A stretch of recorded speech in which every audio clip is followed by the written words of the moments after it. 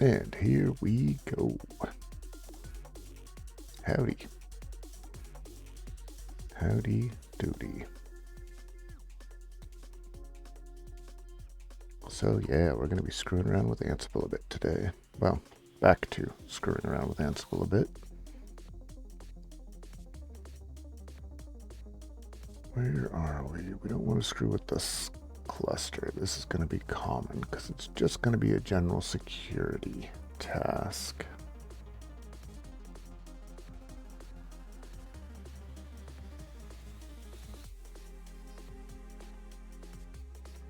I do need to make a handler that will... Right now I have a separate setting to turn on and off the firewall, but I don't have it under handlers, and I probably should. But I don't think that's today. Today... Oh, you know what? I just realized common has templates. Whoops. And under cluster tasks,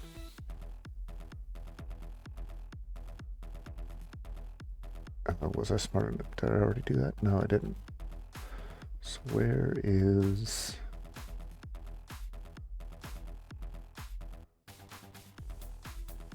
Oh, I'm on the wrong one.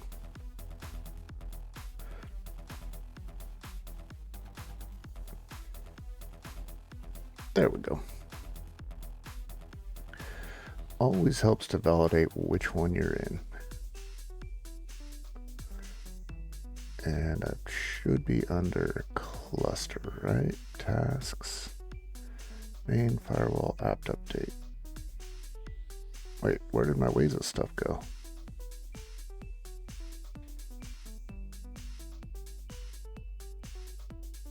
This is supposed to be merged in.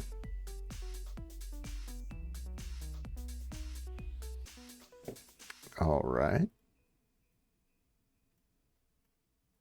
All right, all right, all right. Let's do this and see what we got.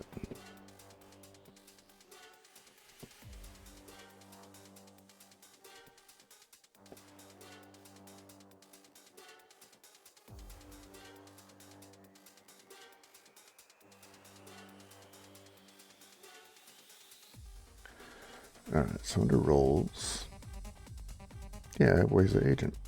Oh, you, I think I know. Never mind. I take it all back. There it is. Gotta update your stuff, huh?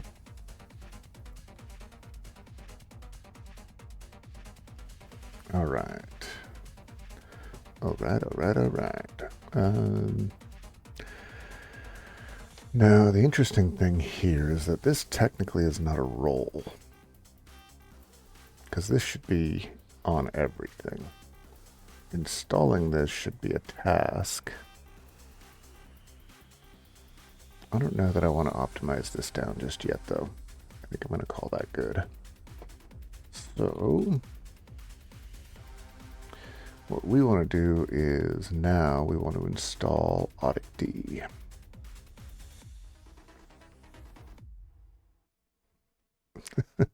Making sure I'm using the right camera. So, install and configure auditd. And let's see what may already be out there, because we're probably just going to use apt, but let's extend on it. Actually, let's look at this. So, under roles, auditd is going to become, it's going to be a common role.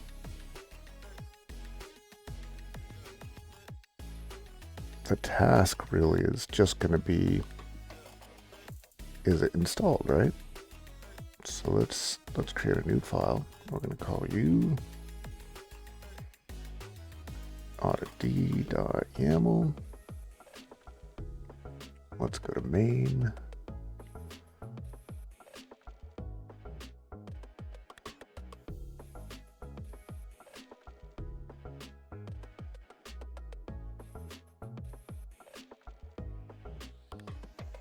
All right, so main does update. There we go.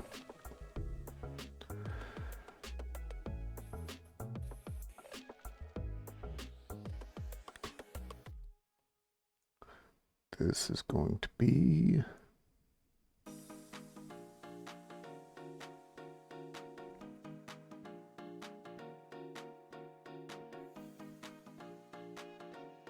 auditd.yaml.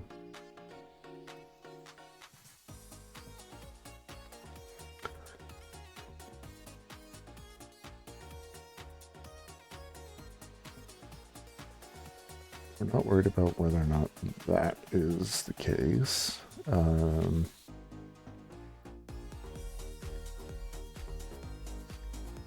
don't think we want a common.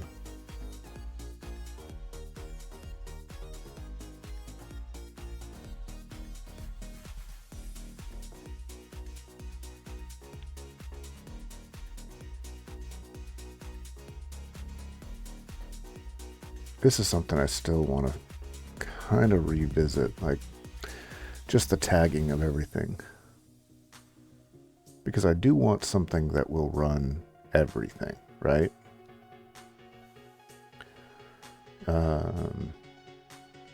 And technically, I do want apt update to always run.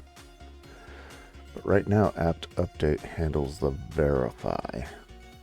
Well, I don't want apt update to always run, but I do need this verify to run no matter what.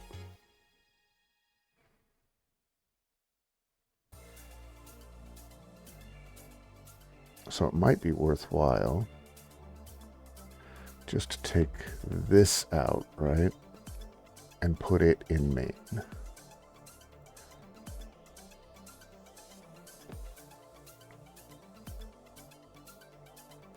And then I can take this out. And we can just make a common tags.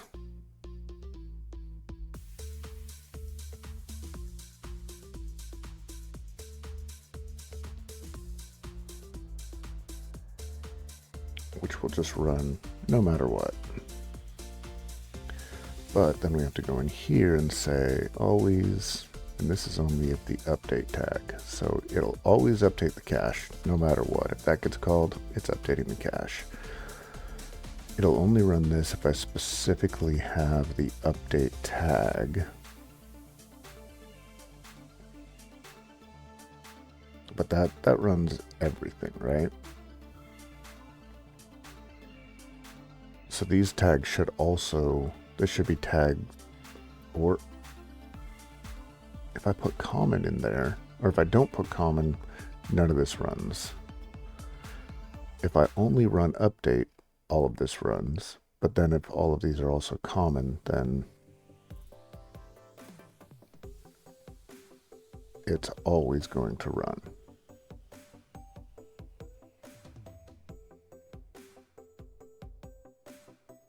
So there's not really a reason in this to even have the tags, in theory, at the moment.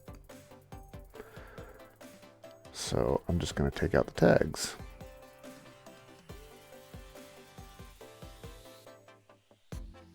But that's not the same as saying always, is it?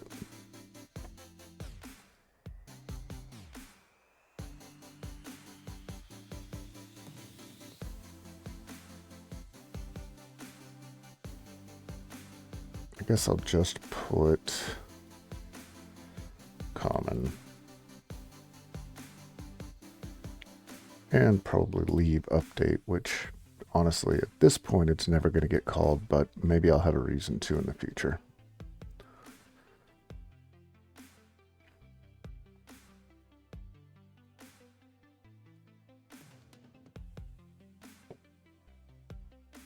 All right, so back at main, it now has common and update.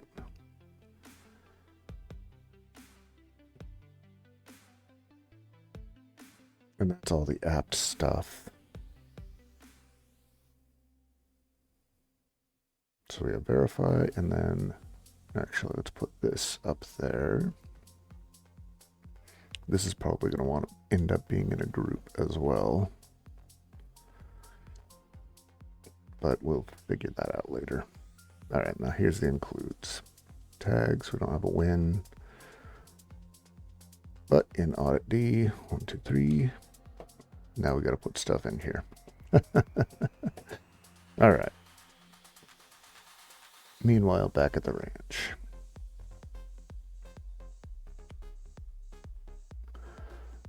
We want, yeah, auditd. Let's see if there's an existing library.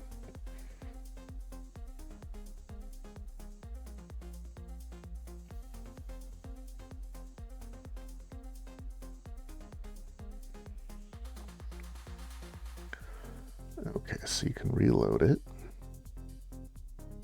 just as a service. That's fine. And of course I need to log in. All right, so it's all going to be manual sort of stuff unless I want to use a custom one, which I can't say that I really do. Although they're keeping it up to date. But let's look at what they did and maybe try and recreate some of it.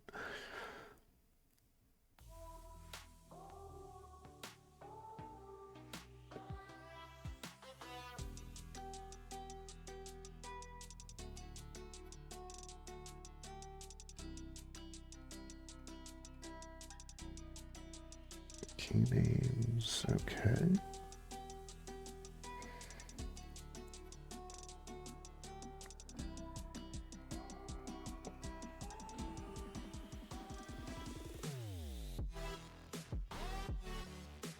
All right, so they've got a lot of, they're using a lot of variables.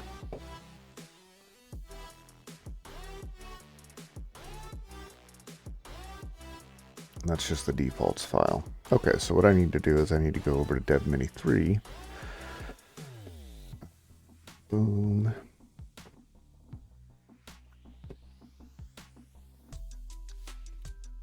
And what I did here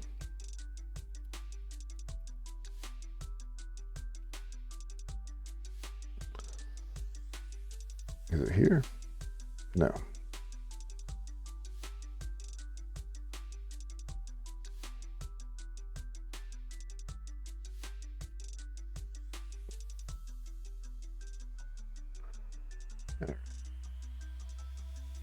Now let me in.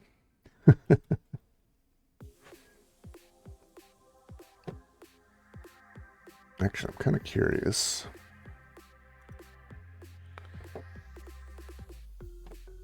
What is it? It's admin secret password for now. Well, while we let that load. I think it's, I'll put everything under, yeah. I'm pretty sure it's all in there. Yep. And these are all basically the required rules for CIS, or at least according to this. Got all 4 agents, all 4 are active. That's nice.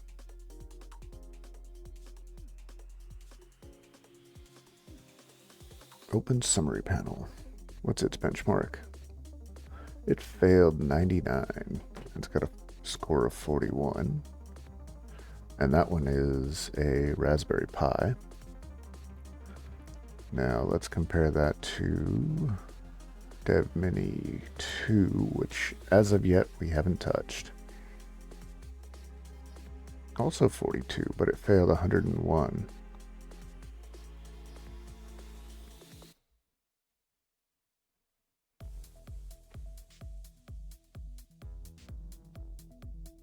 This is all me doing stuff. These I need to put anything under here. as stop watching this. But that's good. I mean, I definitely want to see what it is that I need to tell it to stop watching, right? A million network interfaces because, yeah.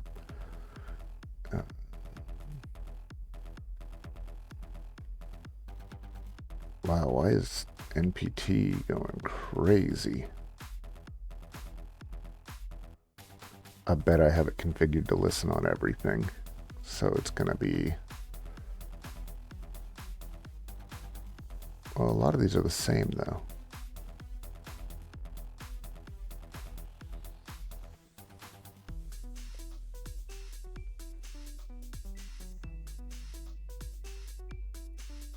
Beard.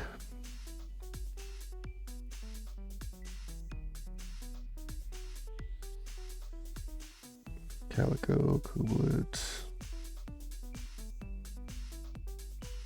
Alright, so yeah, the only thing that's weird is NTP. I need to look that up. Where's our show notes?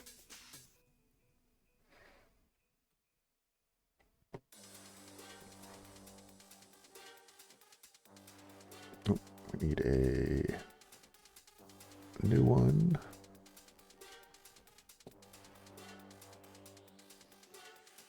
Let's do save as, just get it out of the way.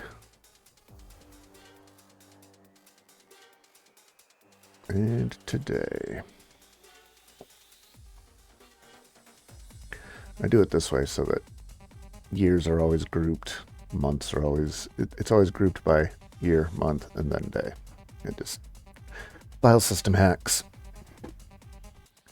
So if you want to make sure that your files show up by default in order that they were created, you can obviously, sort by modified, but if you change something, then that goes away, right? So if you just use a naming convention that starts with that, by default, sorting alphabetically is always going to put them in the right order.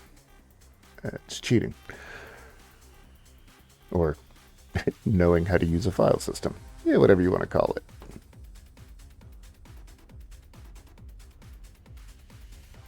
All right, so first things first.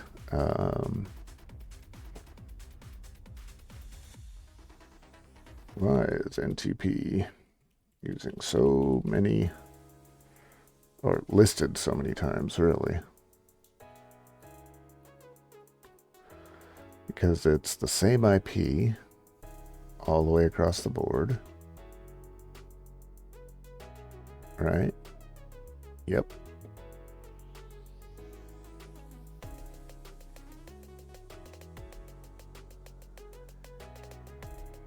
Yeah, same IP.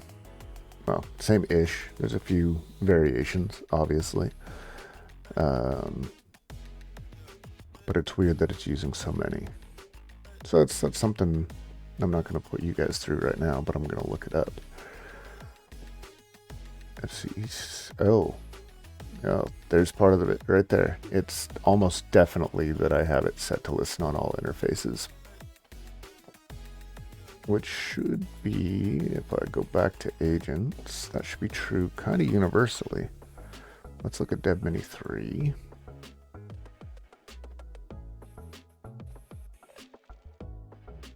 Where's your network stuff?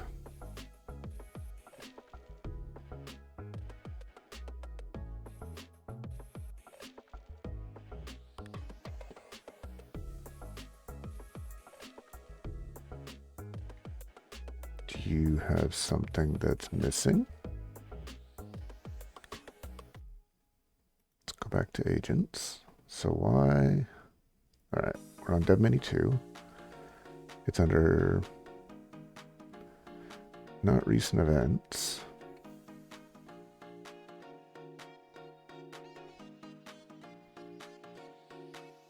All right, where did I see it?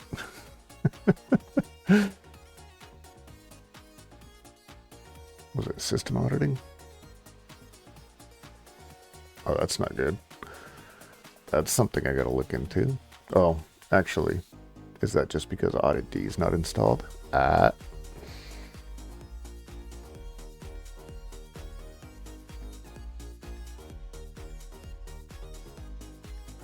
right, where the heck did I see this then?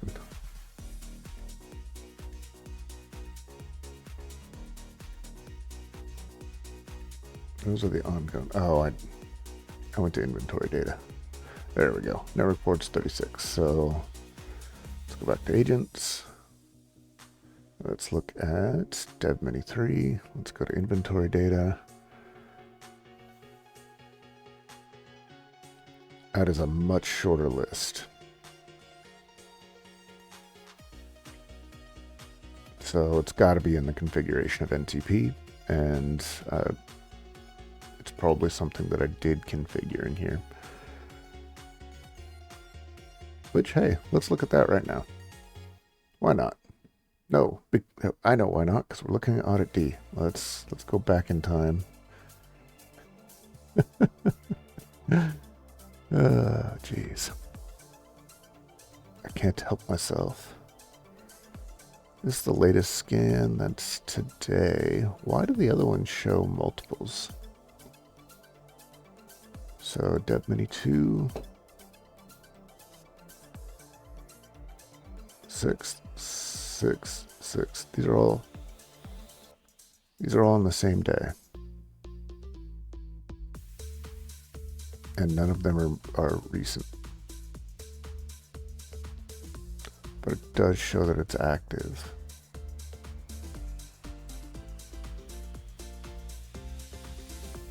All right, so more configuration differences. That's fine. That's what we're trying to solve by using Ansible to make them match, right? So if I go to dev mini 3 and I go to inventory data, oh wait, no, let's look at system auditing. Do we have any data? Okay.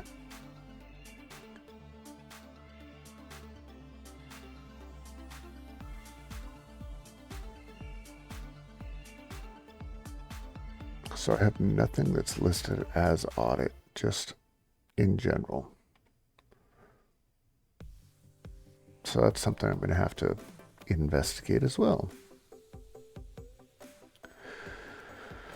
Let's see here. Why is NTP listed so many times on dev mini 2?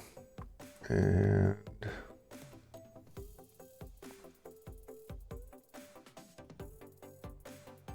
I gotta see what is audit even trying to call there, because more than likely it's just something that I don't have enabled or turned on. That's fine, and it's not fine, but it's kind of the same with this. Either I actually have no vulnerabilities, or this no results thing is what matters, actually.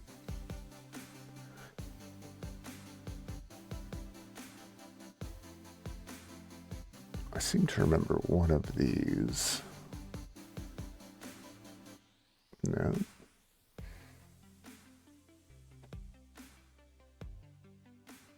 It's pulling this, which is good. Privilege escalation. That's all me.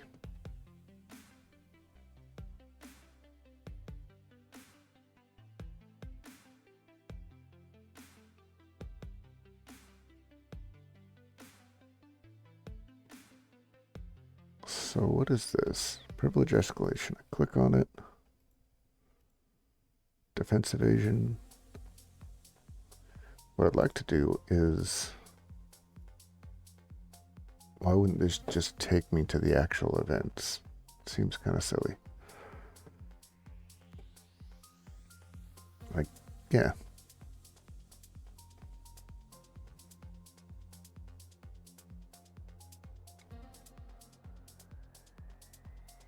/12 at 11:29. This is on dev prim 1. Oh, that was me. Yep, I remember doing it.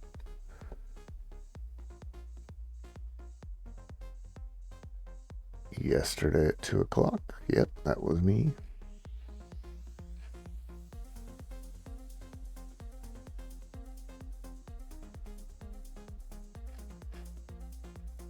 Ooh, what's this? Lateral movement. Initial access laterals.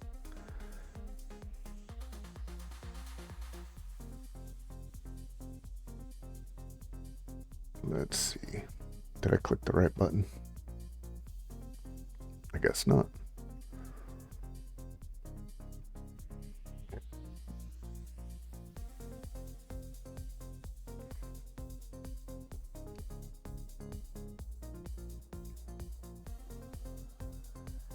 Trying to see what this looks like. And it's possible that I have limited the Wiz server a little too much.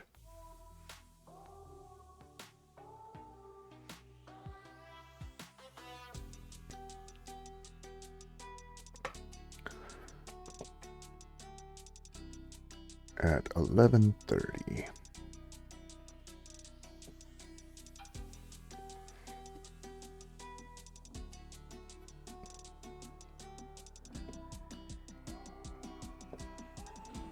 Just me logging in.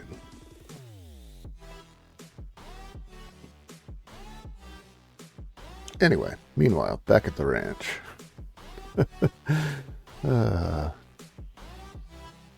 A mere, 30 minutes later, we're back on task. We're trying to install auditd. Alright, so this is the role that this guy's got set in play. But it looks like he just has an example.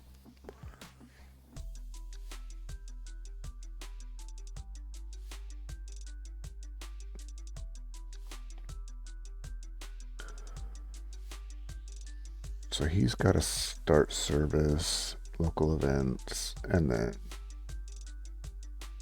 Verilog audit, key name. Okay, so he's got this set up so that it actually is kind of a markup language for those rules. But I don't think I'm going to do that. I think my plan, at least for now, is just to use the one I've got here as a template.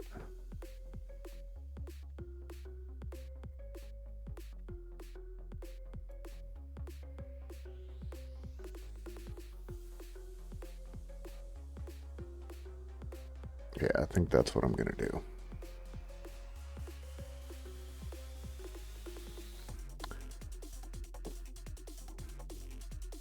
So let's grab this whole thing. We want to copy. Actually, did I do anything in here? I think that's auto. So we'll validate that. But copy 30 to there. And then we can exit. This should probably still be owned by root.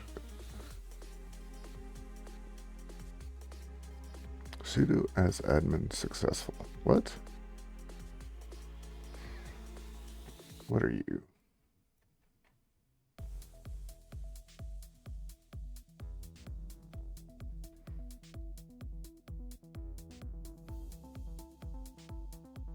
That looks like something someone would leave on purpose.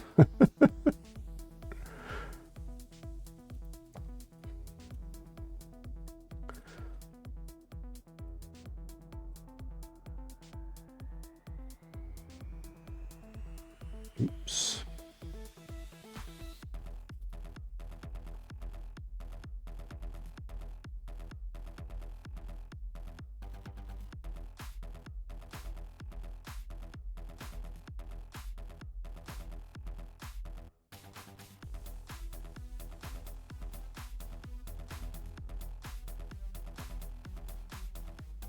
If that's, let's see. Because it's just a blank file. Okay, I'm not alone.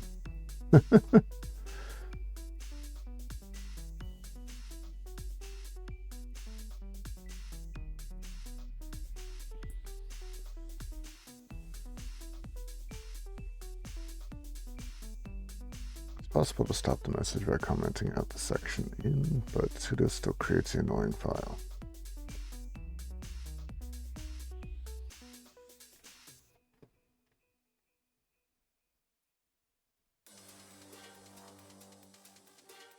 How have I never seen that file before? Do I just normally have too much crap in my home directory?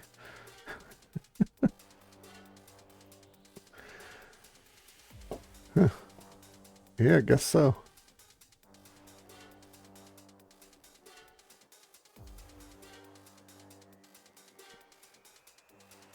Interesting.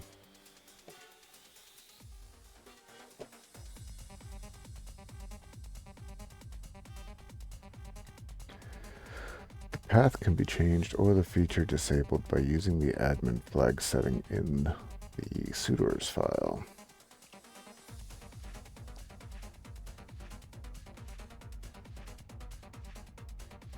And that might be something I'm definitely gonna grab that, because that's something I would like to have set up in my default settings.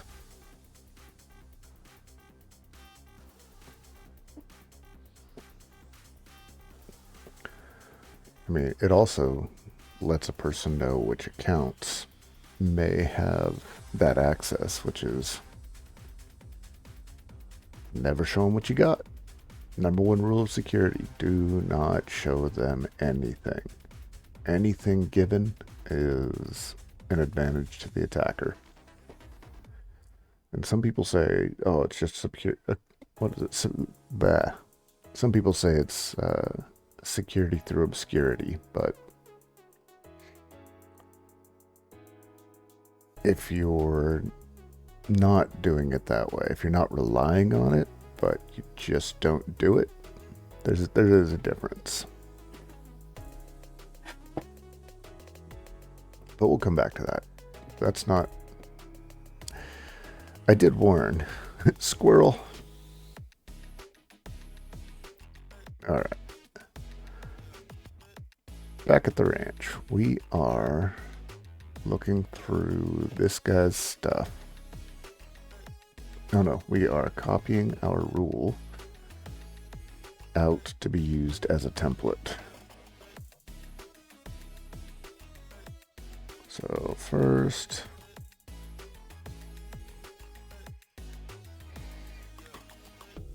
yeah, if I can type, and then to vid 1.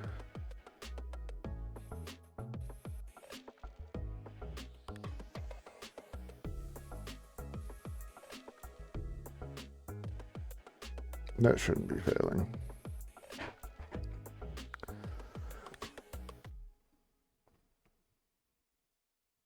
Jamming.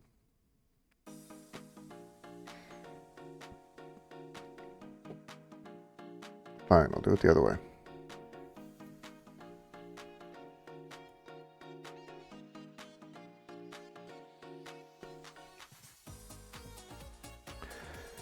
Mini 3.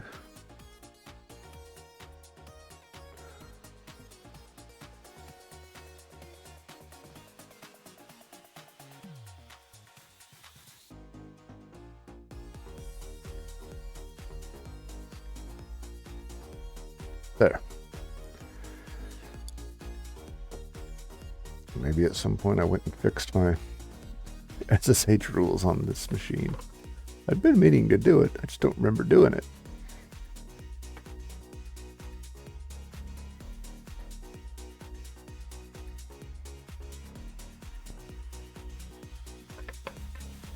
All right.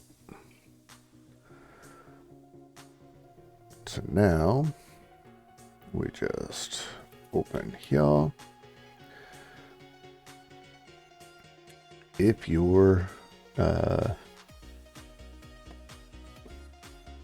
terminal won't accept open period, it's easy enough to fix. You can just make an alias to your whatever you use for a file explorer to the word open, and then do that. Add that to your bash RC or your Z shell, And you too can just open it wherever you're at, in case you're curious. Anywho, we want you. I don't think, let's make sure there's nothing that's specific. I think we can make it just a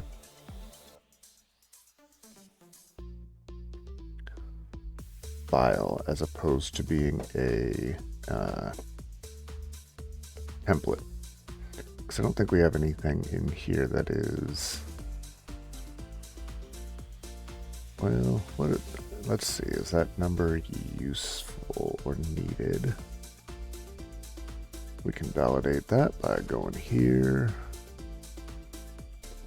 go to our CIS benchmark,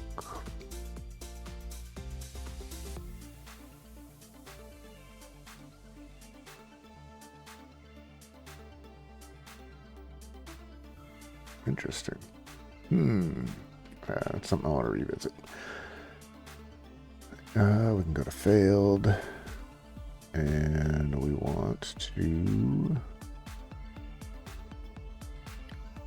failed and description.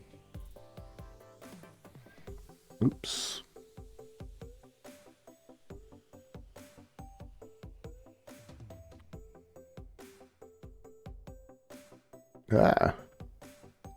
That's not what I want.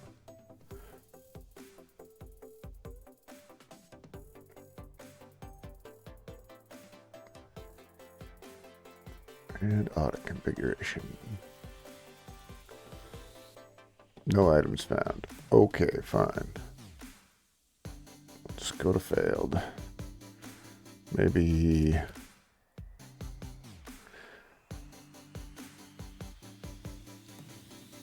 auditd? Nope, that didn't help me. All right, let's dig through here real quick. No SUID, no dev aid. Permissions.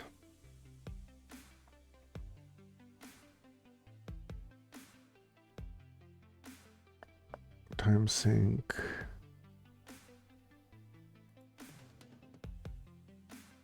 UFW, our favorite thing in the world, right? Who's with me?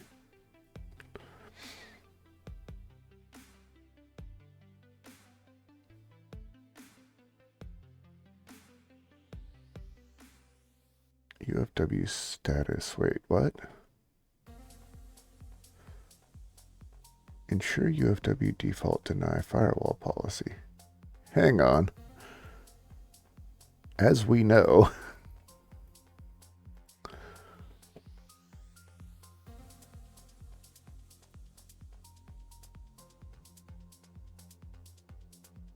did I leave something stupid in there?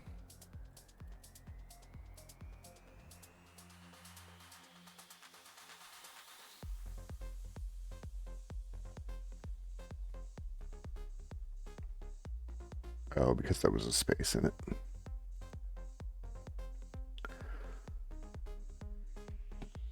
Deny. Why are you still allow? That shouldn't be the case.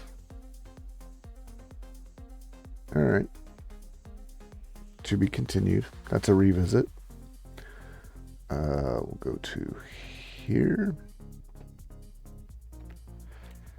We'll throw that into the notes.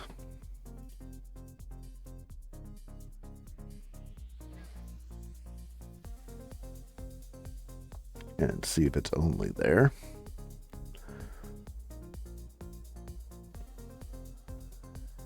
But anyway, again, back at the ranch. See, I will not let the squirrel deter me. Not today, squirrel.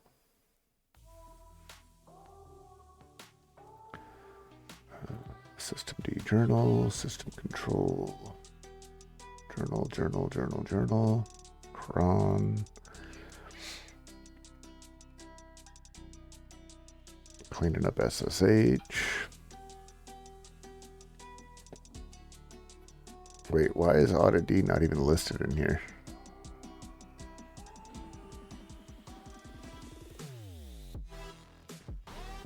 Don't tell me I already at some point did auditd on this.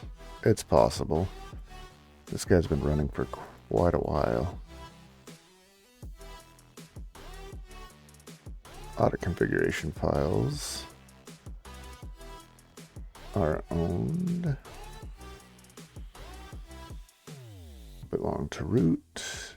Ensure audit tools are audit tools. That's it?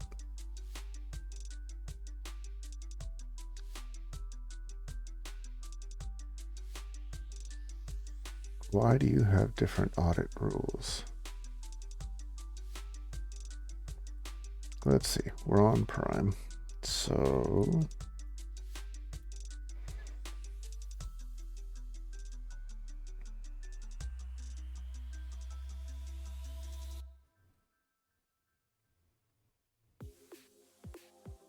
okay.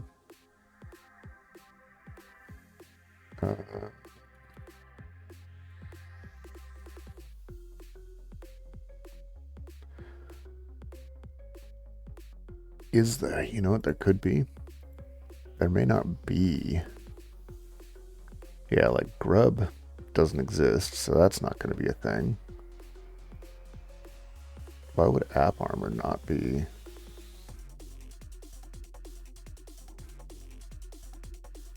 Okay. Here we go.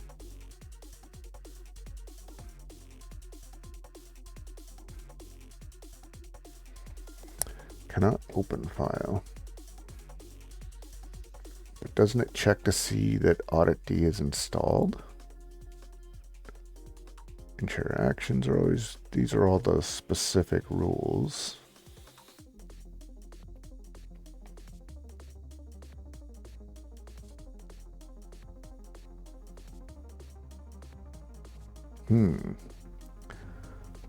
So the rules are not applicable because it can't open the rules folder.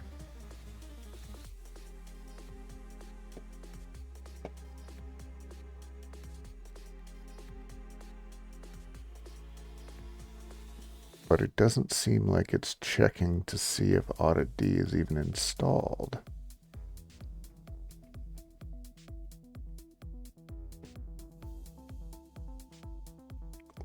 Let's get rid of the result. We want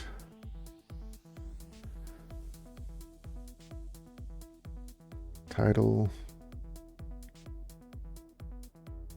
contains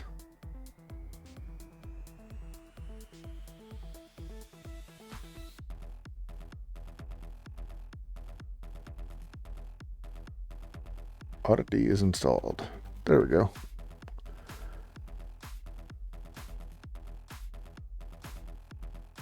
That's all we want.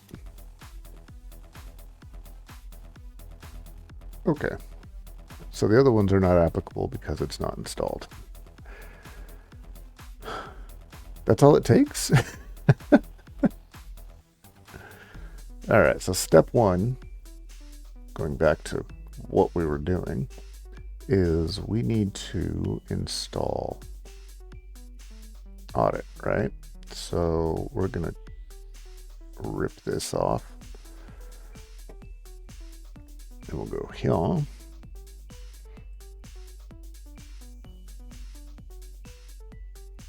And we need to verify auditd is installed.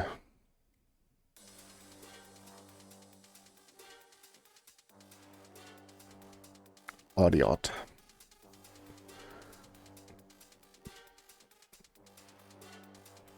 All right, so once it's installed, we need to copy the file over. What's something that I copied? It's in the firewall where I copied those over. Default to deny, copy the files. All right, bing, bing, bing.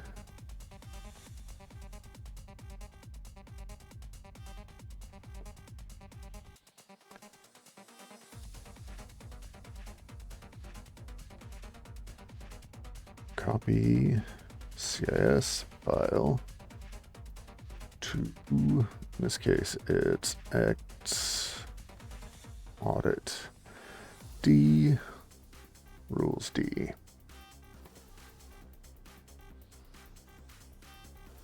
Same deal, copy pasta. Get rid of most of that. Get rid of you.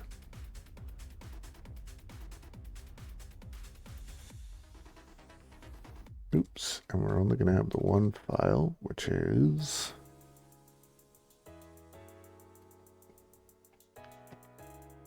it's not really remediation. Well, I guess it's remediation. So we need to go to the files. I think it might be time to begin foldering the files. What do you think?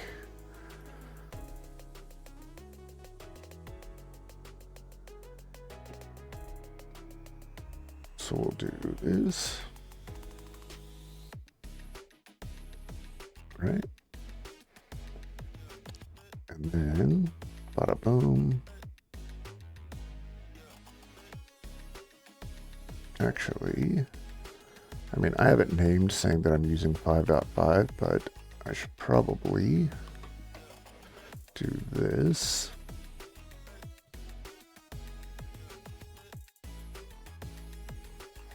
Right? And then, well, I can leave that because that is what I'm using right now. So we'll do that. Boom, boom, boom. We want to save. And now we grab and we drop.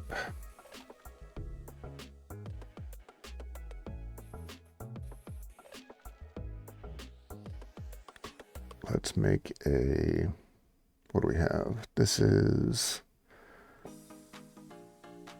wait, what?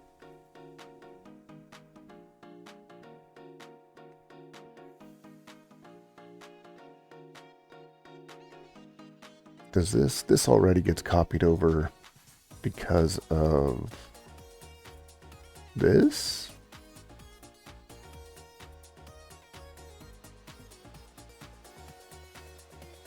Why are you already here?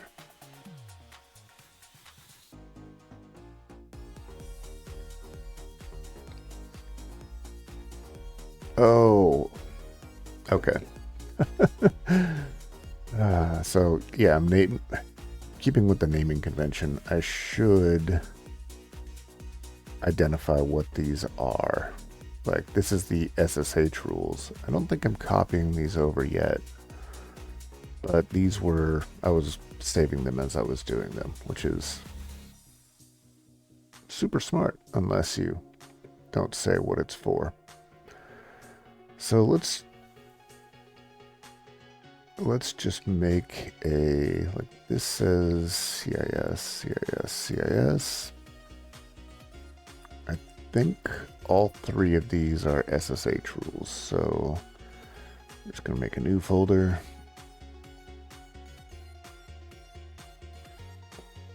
And you through you go into SSH.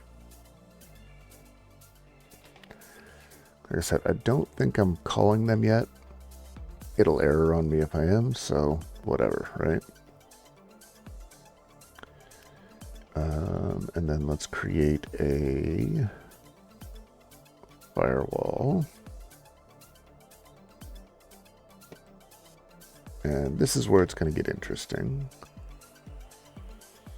Oh, this needs to go into SSH. Yep. All of this needs to go into firewall.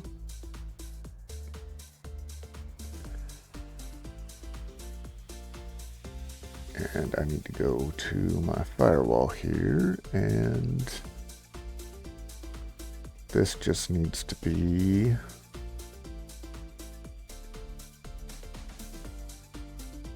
firewall slash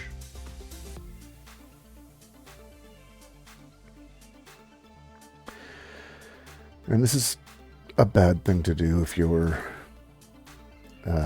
not the only developer, because I'm making a change that is unrelated to what I'm saying I'm making a change. So something to keep in mind. Now my hope is that it just goes to files and fills the rest of that in. We'll see what actually happens, right? Alright, so if I go to main, common, auditd, it's always going to validate this. It will check for the firewall.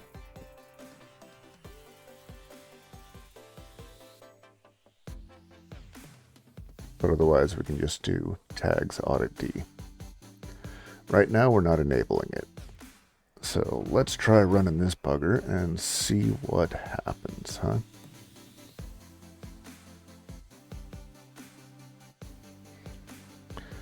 Ansible playbook, site, oh wait, -i lab, site.yaml, tags, we're just doing auditd.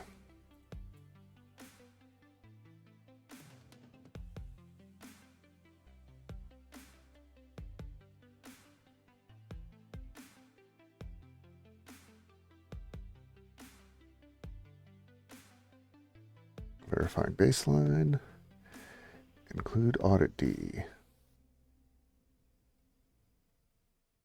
Verify audit is installed. Dev many 3 is of course the only one that passed that.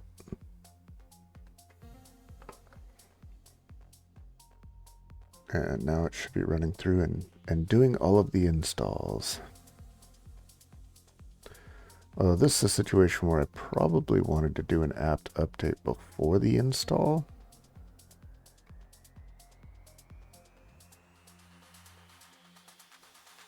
Okay, but everything got it installed. That's a start.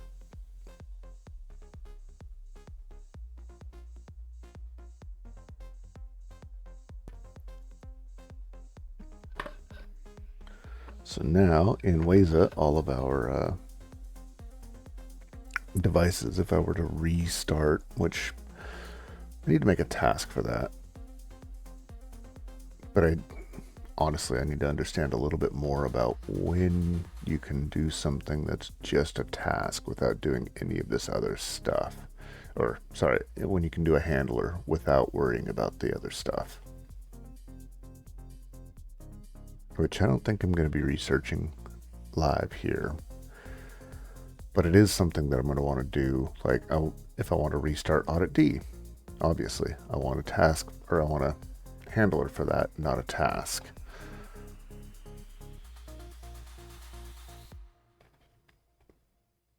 Because, like, right now I have, what's my disable the firewall readme? Not that readme, this readme. Yeah. Tags disable UFW, and that just goes here and it runs that.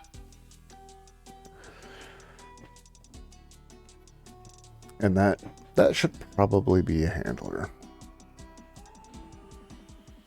All right, fine, squirrel.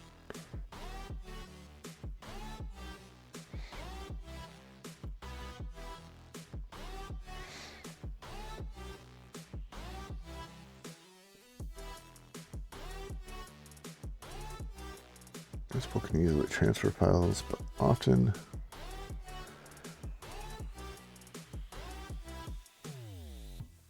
it just jumped.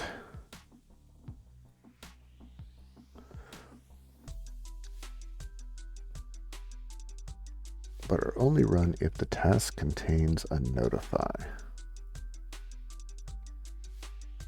And also indicates that it changed something. For example, if a config file is changed, then the task referencing the config file templating operation may notify a service restart handler.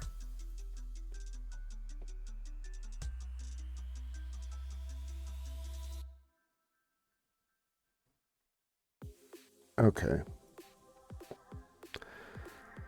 So maybe it's not. Maybe revisit that.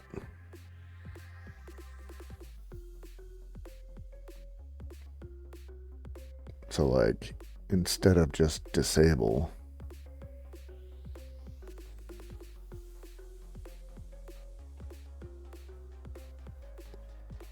well, all right. So now it's installed. Let's do, this is currently still a role.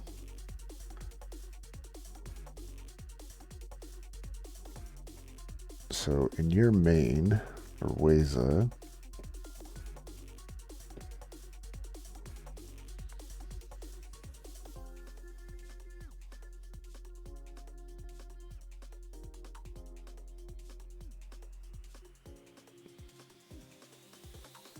this role is compatible with playbook example, hosts all.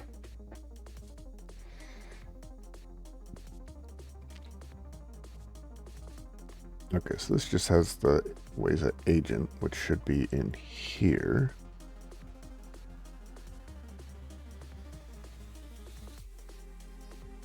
Or it's in the vars.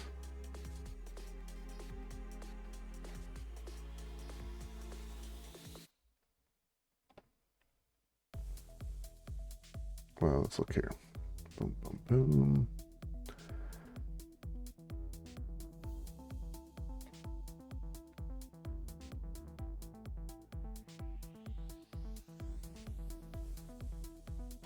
Until agent is installed is succeeded. Okay.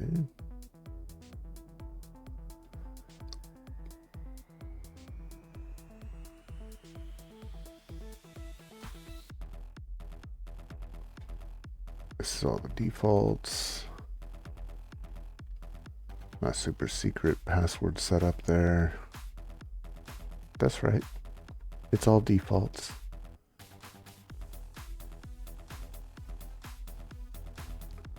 And that won't change until I get to the point that I'm securing this. What do we got under handlers here?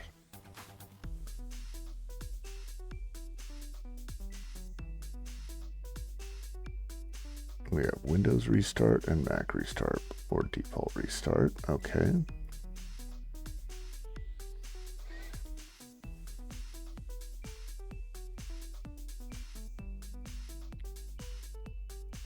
And then we have tasks, then we have our templates, and then we have our vars.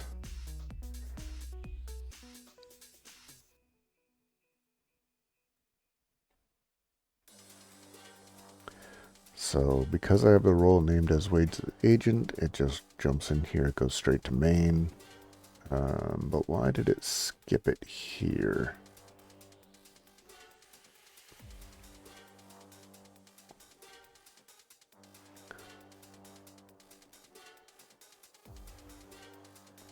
So site jumps to servers.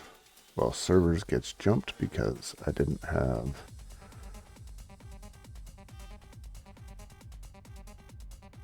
none of them have that tag. Oh no, none of them are listed in lab. Right. So this only checks for the host cluster, and it'll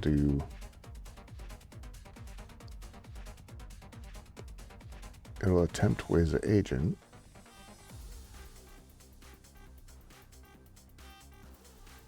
But why didn't you?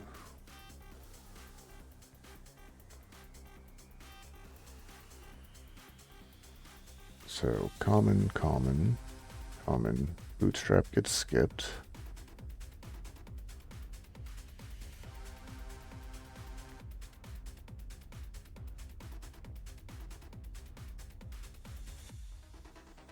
Why is Weza agent not running? Constructing thing, found a duplicate key, Weza managers, using last defined value only. Ignoring servers, that's fine. play cluster.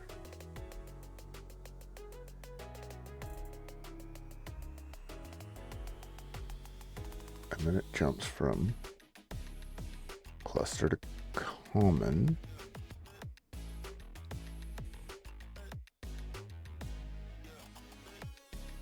Sorry, it feels like I have to relearn this every single time.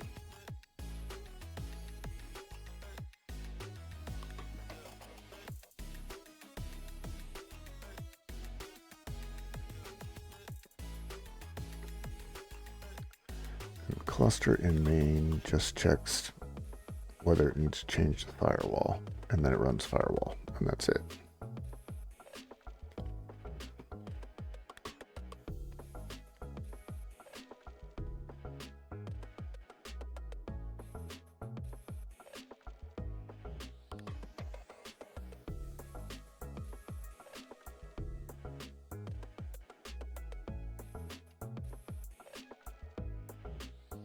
Some of these, like Kubernetes, can probably be moved over there, but I don't want to deal with that right now. So basically, if the firewall would be considered a change, then it does stuff. Otherwise, it doesn't worry about it. I'm fine with leaving that as is for the moment. I'm just finding it odd that it specifically calls out that it's skipping Bootstrap.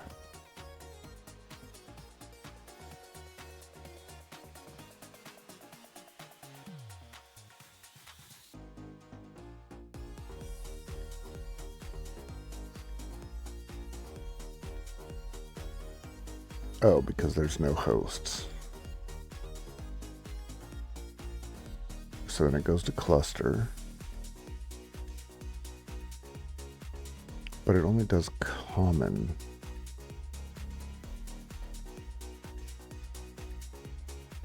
Weird me out.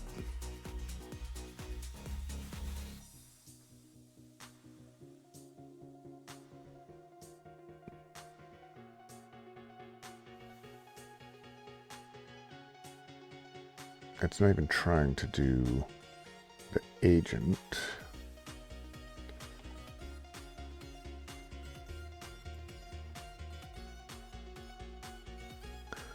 So that one makes sense.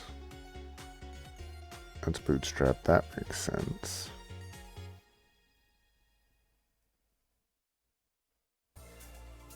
To run all tasks labeled update against objects with the common role.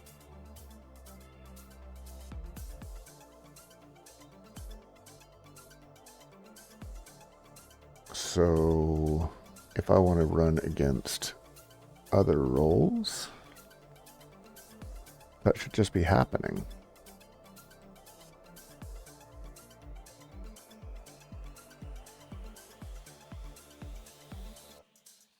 So what is happening in here that's keeping cluster from getting called?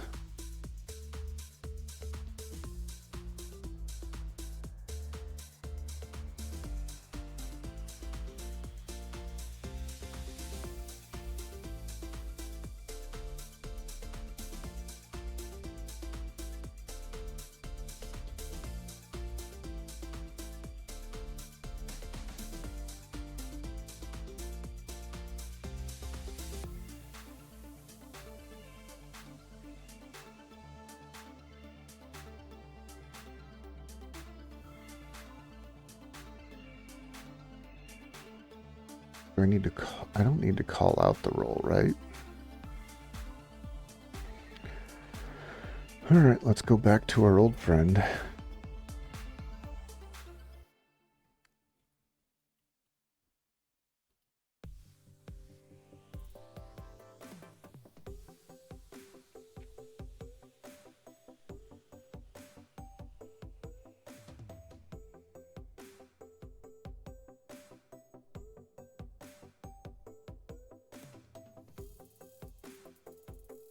So if I limit web servers, all right. Task and handler.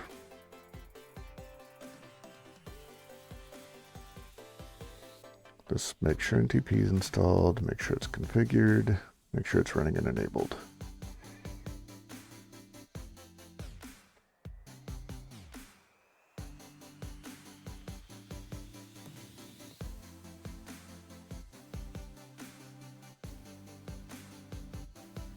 So this is running production. This runs tags.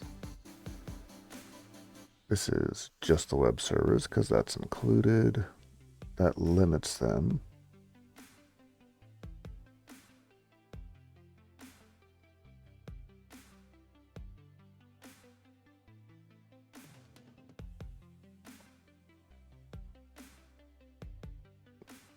Confirm what host names might be communicated with if I said limit. All right, so let's look at what that looks like. So this says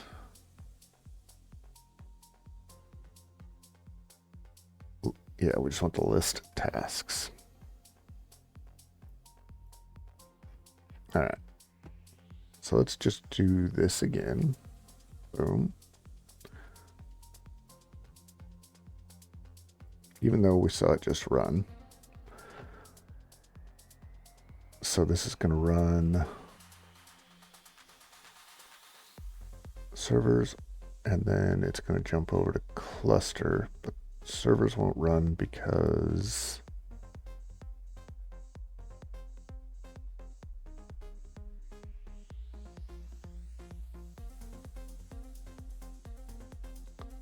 it says here that it's ignoring servers, but then it says here that it's saying servers.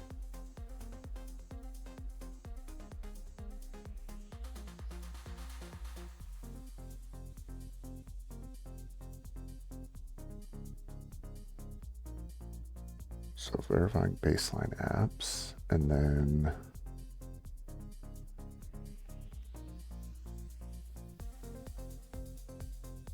it goes to main.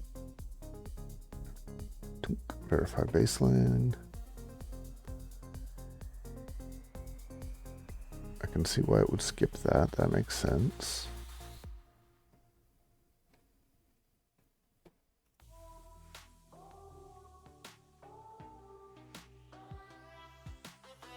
Now, let's try it with nothing else. See what that would do.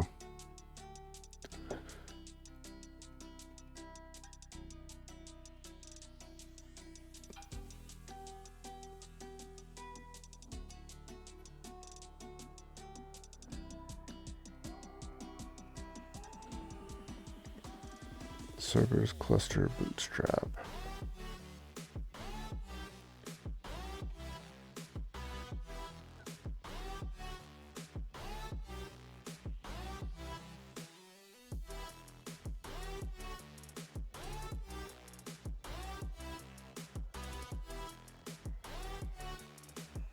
So it's got common, then it does the cluster stuff. Okay, and then it jumps over to ways. Okay, so it's just because my tags.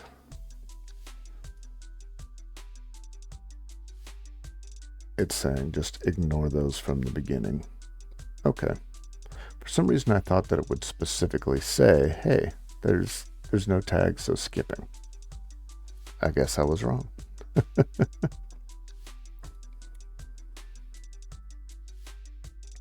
All right.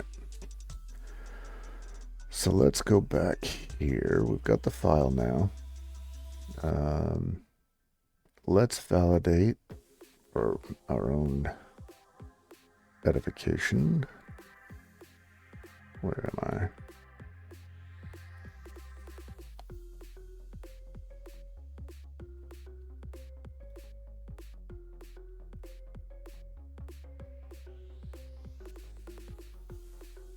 Let's see what's under the rules. Oh, okay, so it didn't copy the file. Why, you know.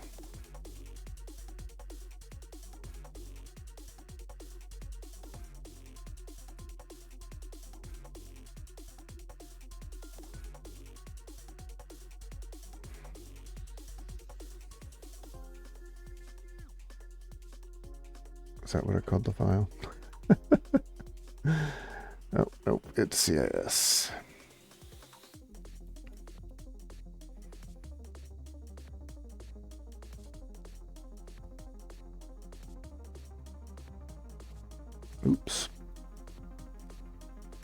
That didn't seem like it actually searched to me. Yeah, no errors. It didn't search. It lied to me.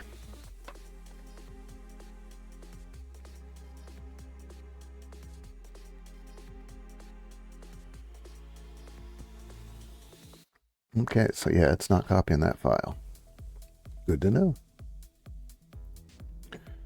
All right, so let's run this again, just see what the heck it thinks it did. Oh, I should have run verbose. Oops. Well, let's just validate this finishes. Verify it's installed. Cool. Oh, you know what? Did I in here? Yeah, okay. That's on me. Let's try that again. Maybe. Well, no verbose. Let's just run it. It hasn't errored because of anything it's done yet. It's errored because of what I did, so. Ah, there we go. If you're mute and expect the file to exist.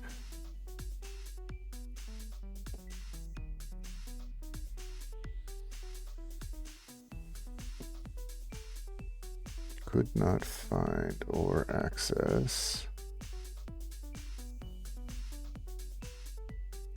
Wait, well, I mean, we've all seen the title at this point of the stream.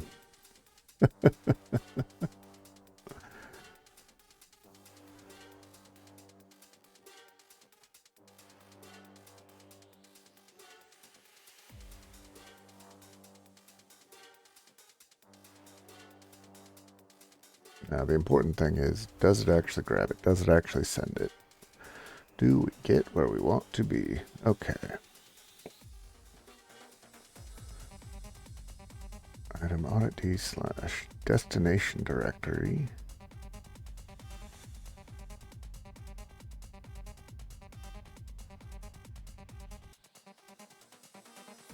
Well, yeah, that would be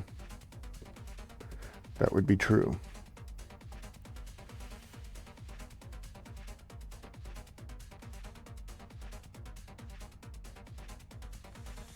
How do we resolve that? Oh, jeez. That's on me. I mean, of course it's on me. I'm the one doing it, right?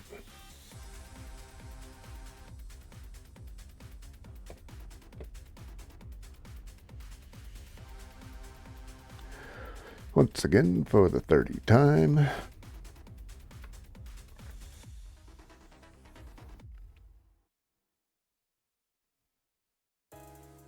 What? Item, destination, auditd rules D does not exist. That, however, is not true. Destination directory.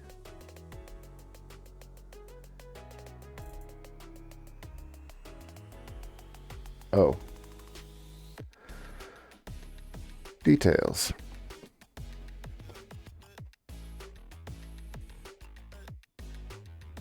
I swear, this time, I do mean it.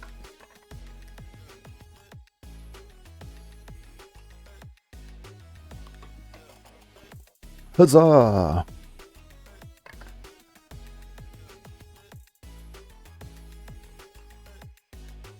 And now we have our file as intended.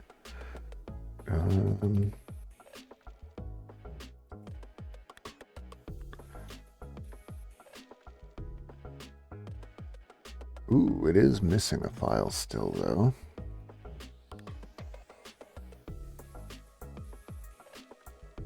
Boom, boom, boom.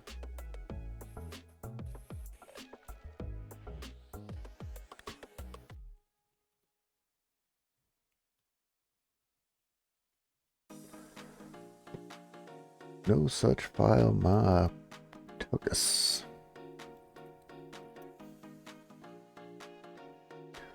We need...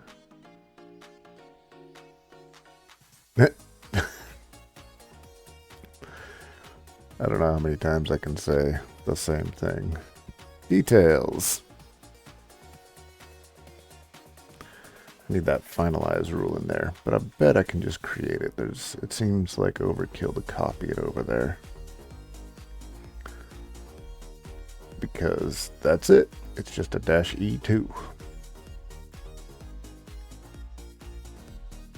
But I haven't used Ansible to create a file yet, so that's going to be new and exciting.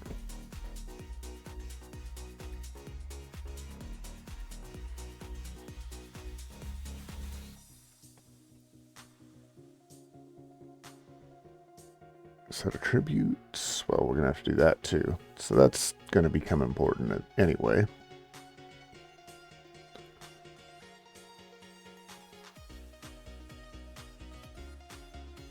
Wait a second. So change ownership, give insecure permissions, create a link, create 2 hard links, touch a file, create directory, update modification,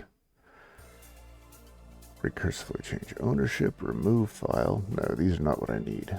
I need just to echo a line, echo 2 lines into a file. I mean, this is going to become important very soon, and you'll see why. I'll just save that as a magic tool for later. Throw it into today's links.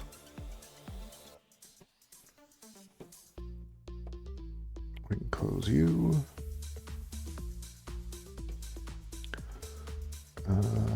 Let's see. I get the feeling that this is just going to have to be run a shell script, but it's purple. I've hit it before.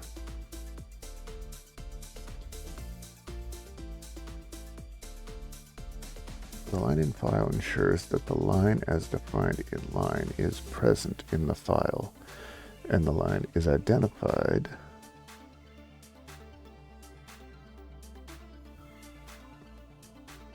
Okay, so that's fine. This is a if.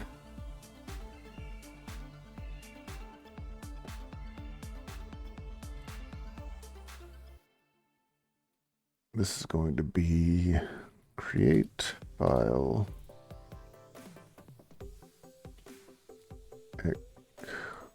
audit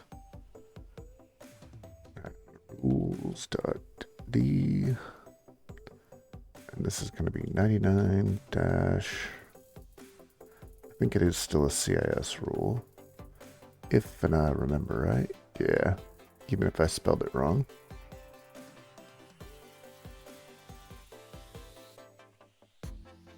And probably 99. Well, let's just do finalize.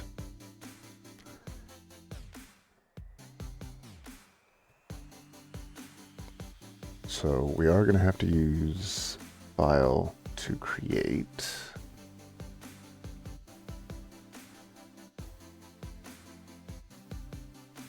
Oh, that's kind of nice. I think that'll even work too, because that's, I'm pretty sure, just what it had back here. Let's validate and not let the AI tell us what to do. So state touch path.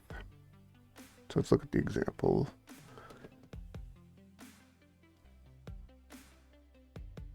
Touch a file.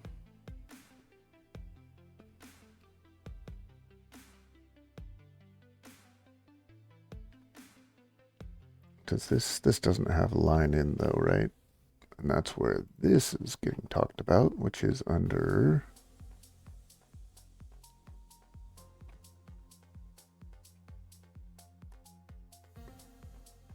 woof. Use shell. I guess I kind of have no choice, but let's take a look.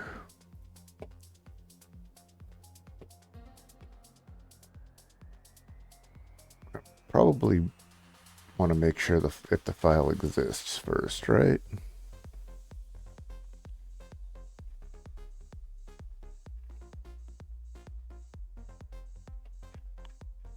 Does this have just file exists?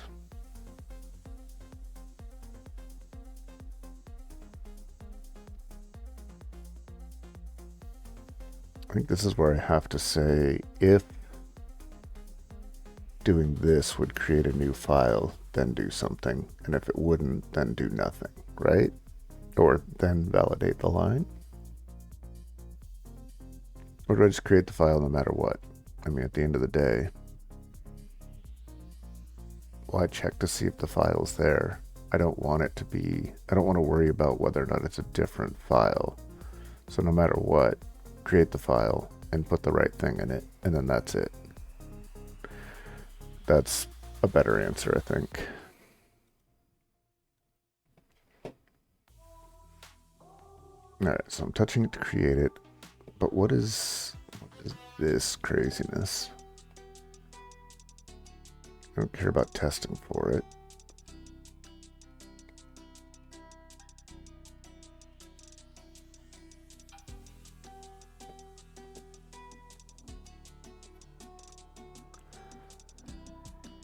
So in this case, we want to add,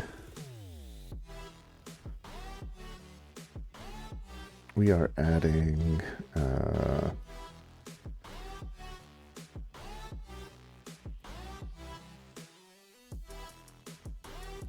with version info. For now, I'm just gonna make it a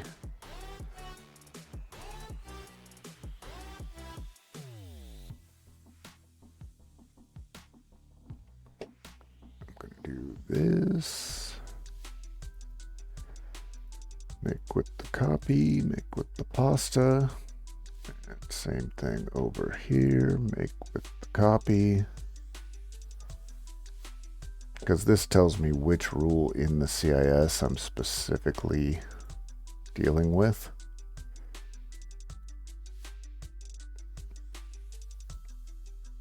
Probably I'm going to try putting that in quotes first, but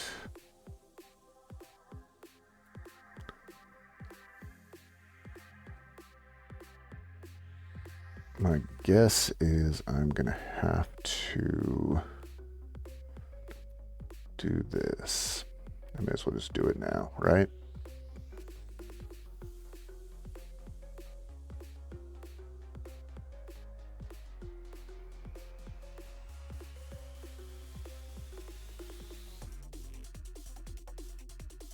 And this only does it with a win, but we're not worried about that.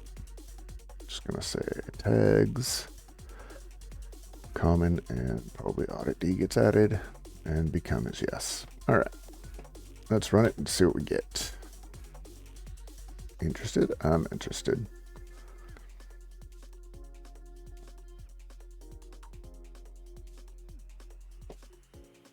And let's go to, oops, didn't like that, did it? There, we're unable.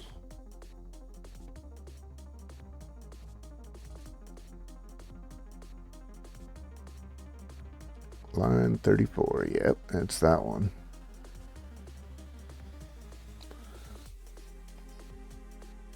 Interestingly, it looks like it created the files. Let's validate that.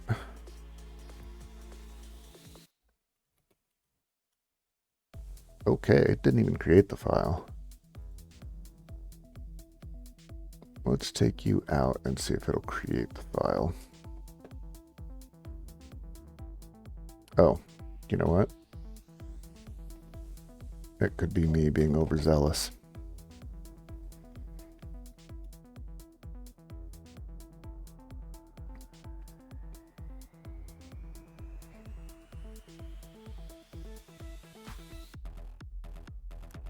Hey, how's it going? Pig Uwu, huh? That's the name you're going with? I'm gonna have stickers. I'm glad it works too. That's pretty cool.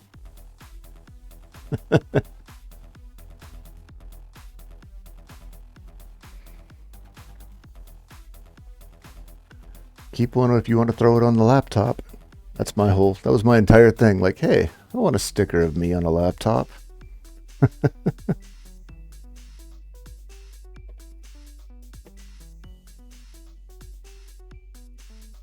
Sweet. Created it. Did it do what it's supposed to?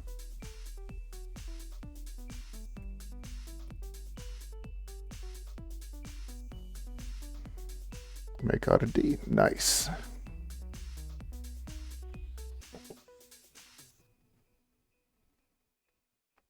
And for anyone lurking, check out Pigoo for stickers. Good stuff.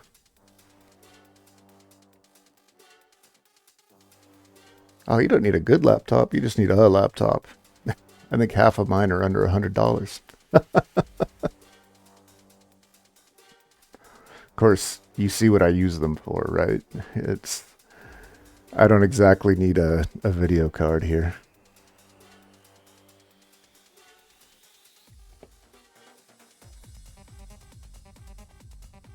Copy you out. And now we need to add the actual immutable line.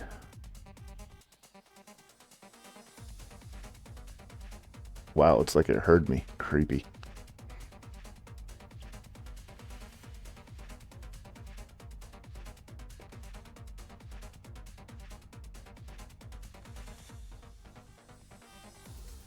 It's same deal. We do the copy and we do the pasta.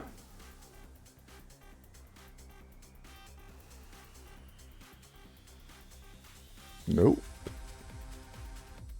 Why did it do that? All right. -E2. And run it again.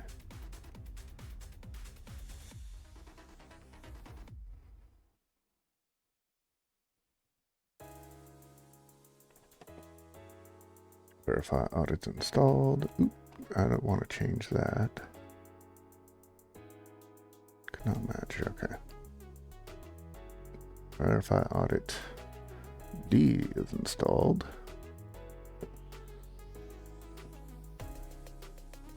Did we do it? Looks like it. Sweet.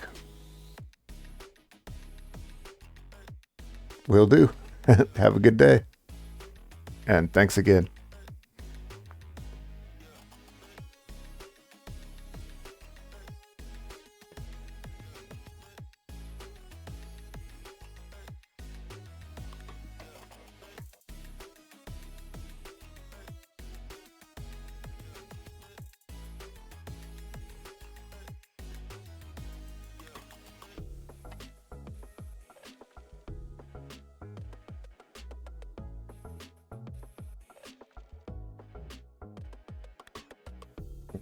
We've got all the lines in place. Now we need to make the files the right way. Next up, that's where we go back to here because we've got to change their mode.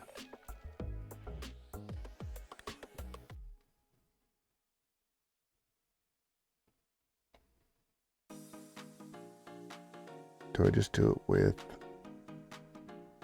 Oh, there we go. Give insecure permissions to an existing file. Well, not insecure, but...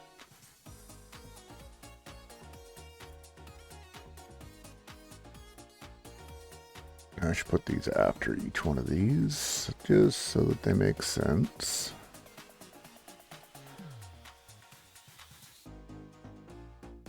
So first... we are securing, oops, I put that in the wrong place.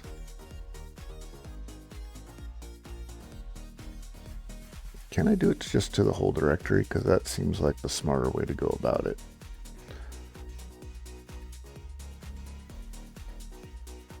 Create a directory, update modification. Oh, there we go. Create a directory if it does not exist. Would that... oh, there we go. Recursively changed. No, not ownership. state directory, oh, recurse, yes, and then mode is what I would do. Just jam these together, right?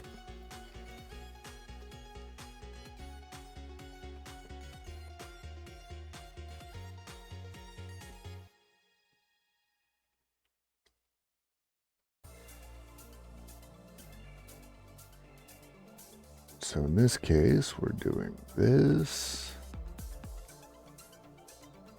We want this path, state directory, recurse, yes, and we're doing mode.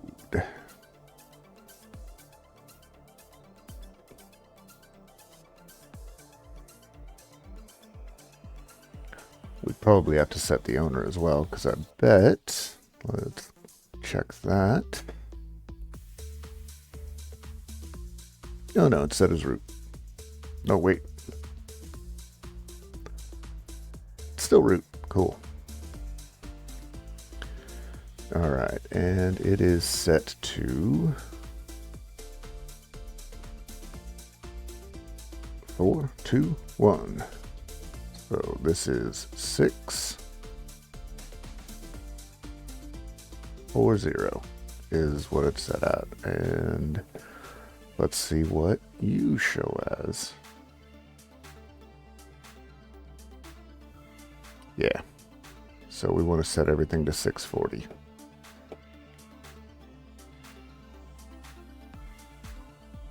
One of the only ways that I've ever bothered to learn binary right there. The read write X.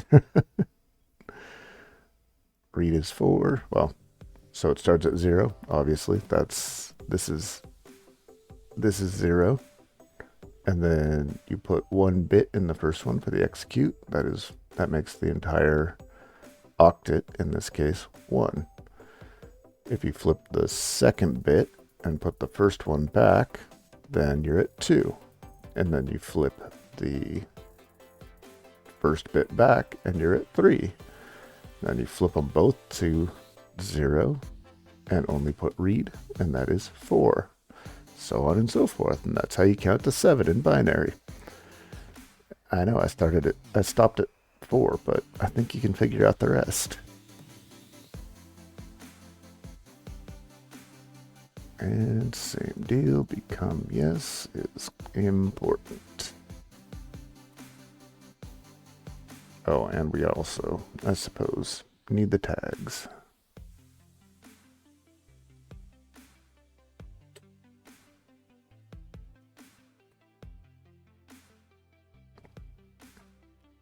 Right. Check out the rules D. We look fine. And let's run it.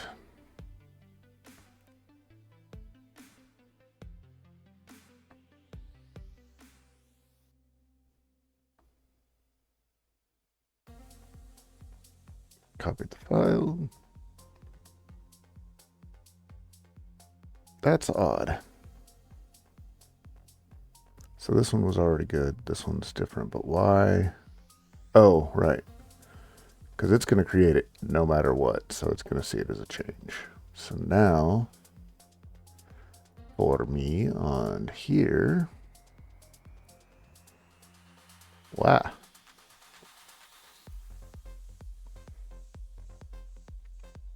And a creation date of today. Although it looks like it had that before because I had already done this. Woo!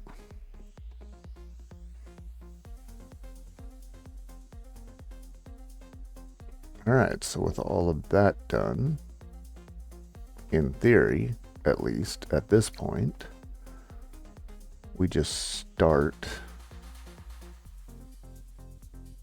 auditd, right? So that's where we get into service here. Well, not here, here. We want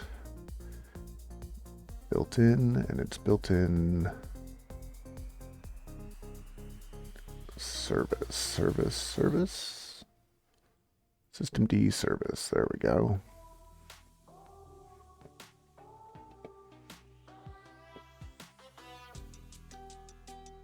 Yeah, we're gonna do, then we reload.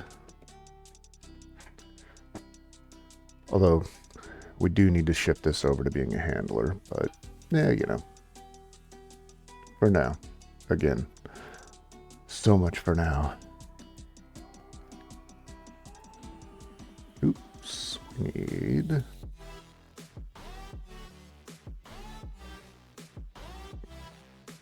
well, that was easy.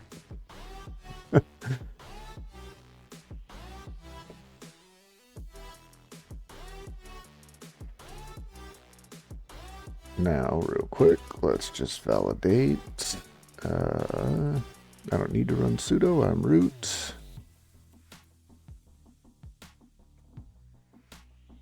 Auditd. No. Oh, it started it. Not a. Oh wait, I'm on the wrong one.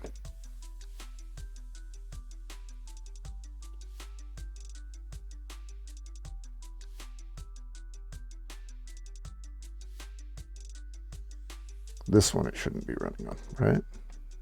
Or it is, you know, whatever. That's fine. It's fine.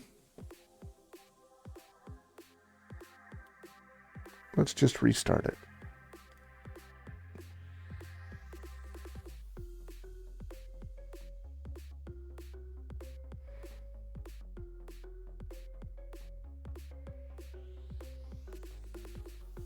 Magic.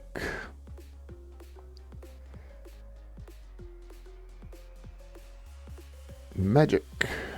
All right.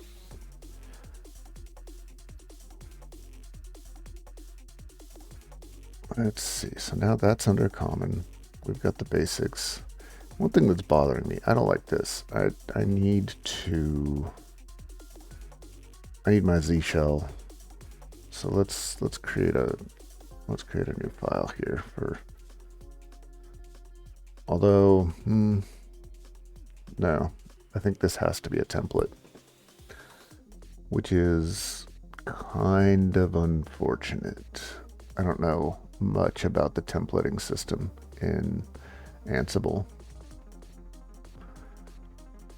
but that's what we're here for.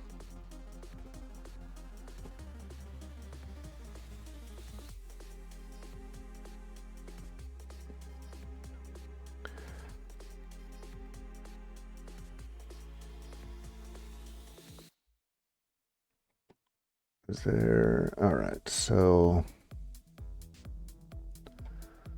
template of file to file.conf.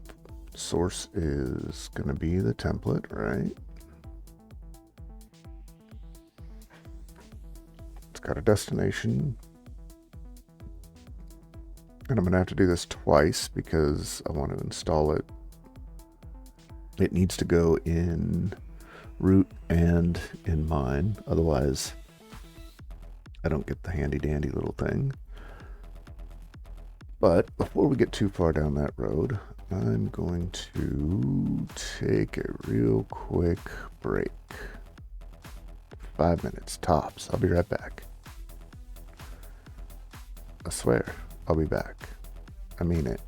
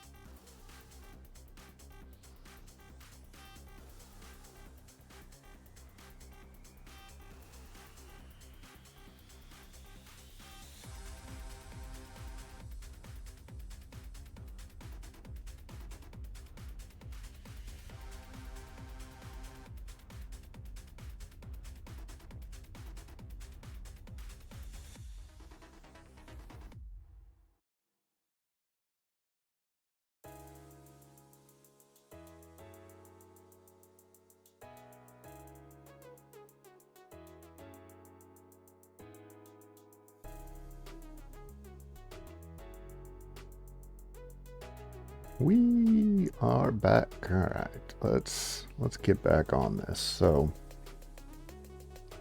we want a template file. And one of the reasons we want a template file is I need these guys to be different depending on the host. So these are workers. I actually don't have an emoji yet for the controller. That could be fun.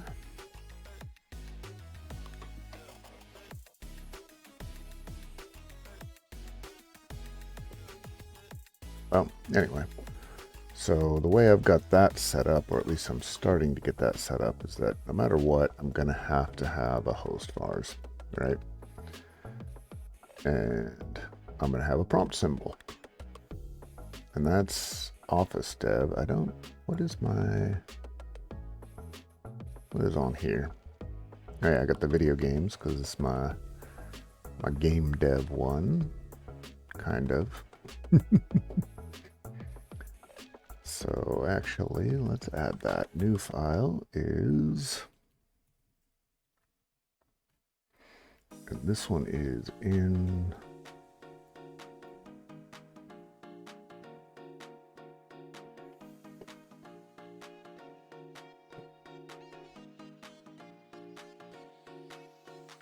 just copy this, throw you over here. Oops.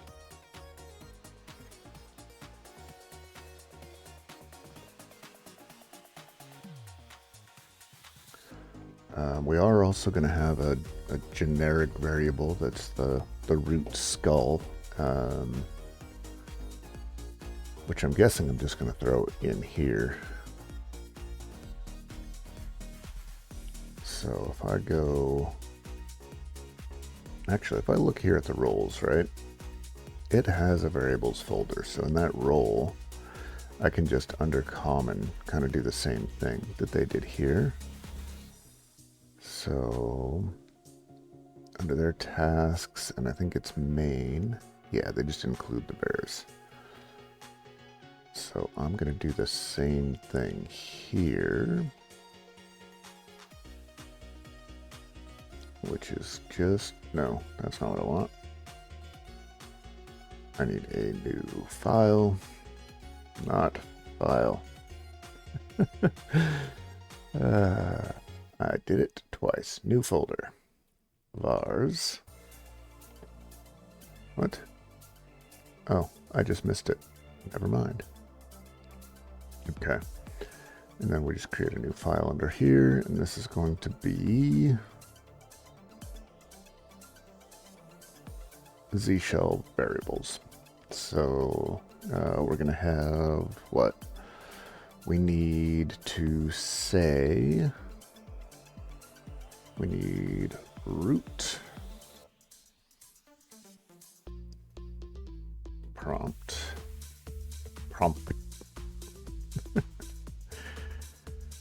I swear I can spell. And in this case, we can just grab it from here because why not? And if you notice, the way I did it is I have the old prompt plus the new prompt. So like if I go over here and I say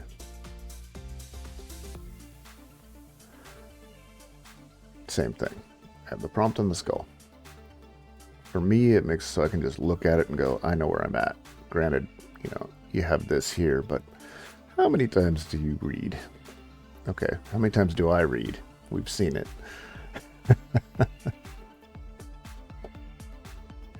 So yeah, our generic root prompt is going to be that. That's going to be another task specifically for Z shell. But first, let's do the templates. All right, so if I hop in here, one of the things, I'm not going to lie, I did not write this. I do not quite have this level of skill myself just yet. Well, it's not skill. I haven't put this amount of time in, and it's probably skill. but this is a multi-page file that I swiped from an older version of Kali Linux, because I liked their layout.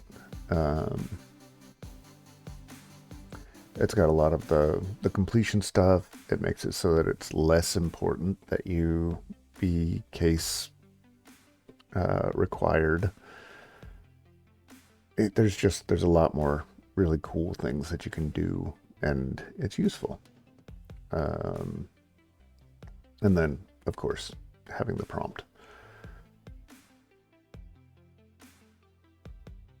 So that's the normal symbol, and that's if you're root.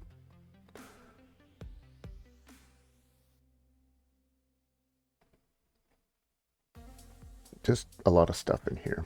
There's a couple of things I probably won't need. I don't think I'll need the Z shell completion. Pretty sure I don't need local apps. Go path probably isn't important. Well, let's look at what the bash RC looks like.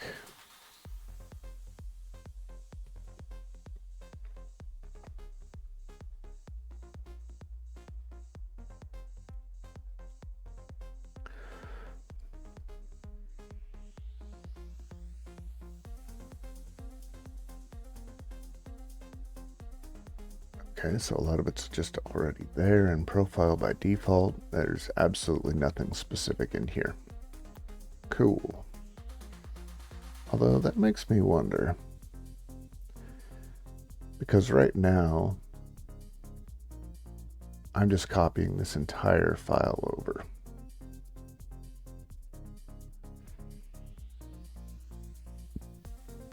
Oops.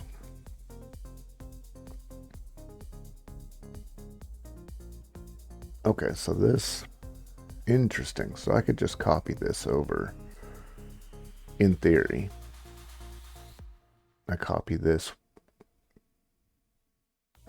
as a file first, and then only paste out the things. Only template out the things for the individuals here.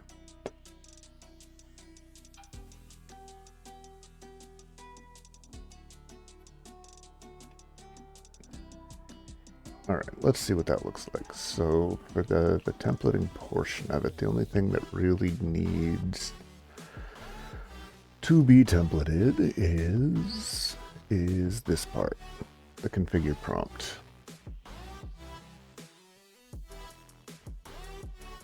Now, if I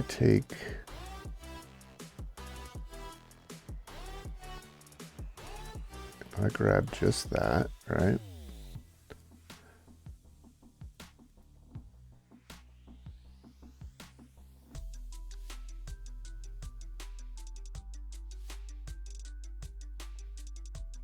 Let's do it over here on dev prim. So I'm going to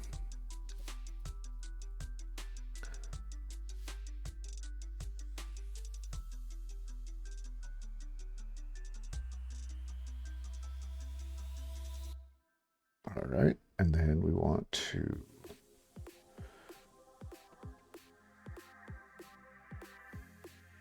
no, we don't want to save any of that.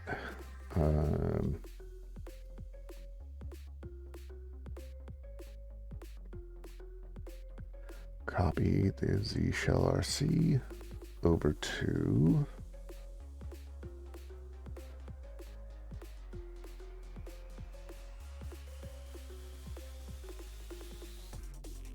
now. The funny thing is that's already going to take care of it, so I've got to move it. But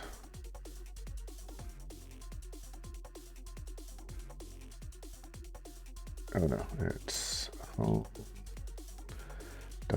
.zshrc to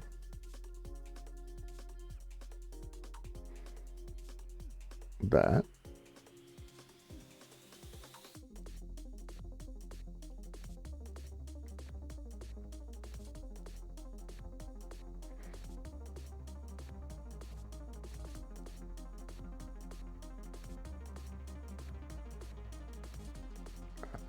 Profile.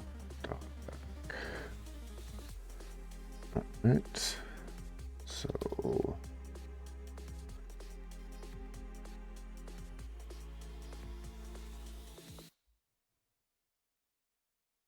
actually, no, this works perfectly because if I just put it at profile,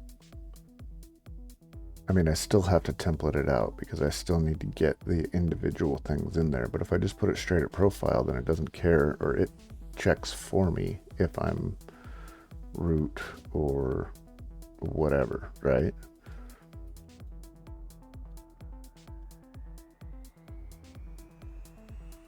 Oh, I have to do this the right way. All right, so if I exit you,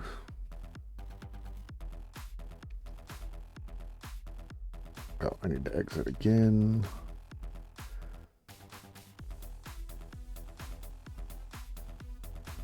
Well, that's a whole lot of things. Set opt command not found because it's running in bash. Oh, because my default is okay, so I need to change my shell, of course.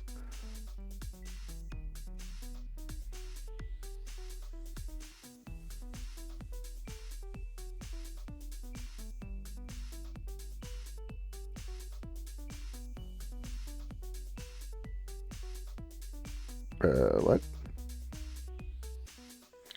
You're seeing this message because you have no Z shell startup files. You can quit and do nothing. Exit. Continue to the main menu. We'll populate it. Why not? Well, I don't like that.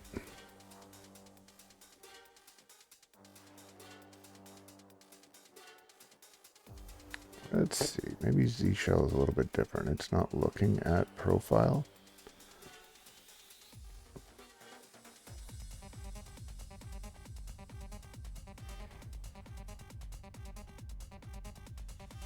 Doesn't run. Okay.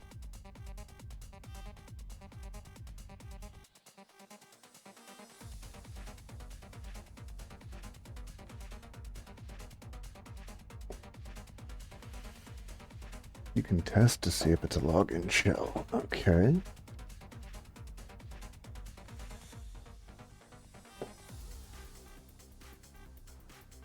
Is not an init for Z shell. Z shell uses a Z profile. Because of course it does, right? All right, so I'm probably going to have to delete all this that I just put in there, but that's fine. It's fine.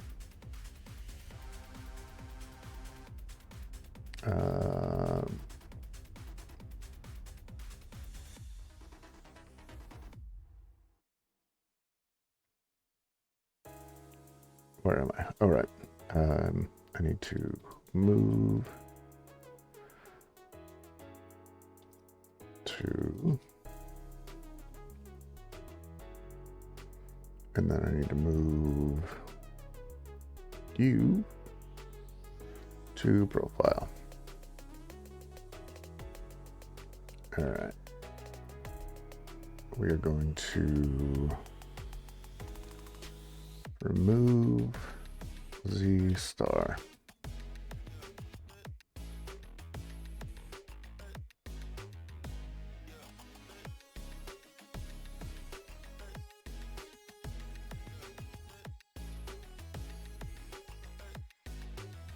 Configured by the system administrator. See how that looks. No. Okay, so it doesn't like that still.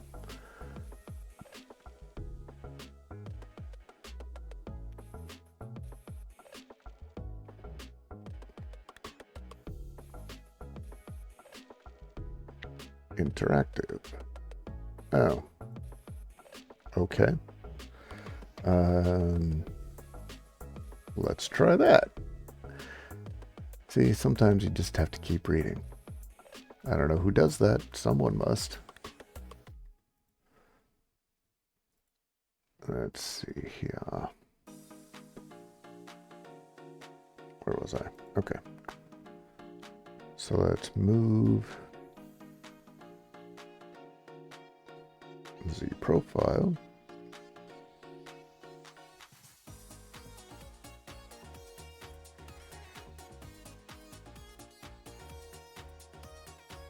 And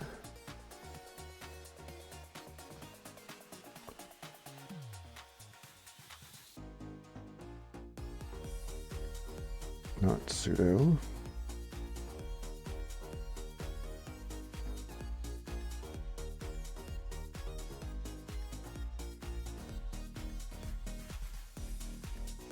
Still doesn't like me.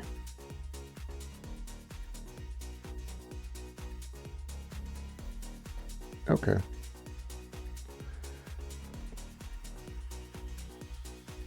Oh, that's a cool picture.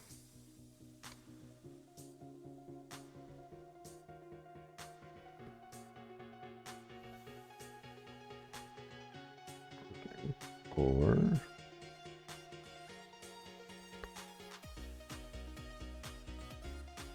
oops. All right, fine. I'm not going to get special. Type one of the keys in parentheses. Exit, creating the file containing just a comment. That will prevent the function from running again.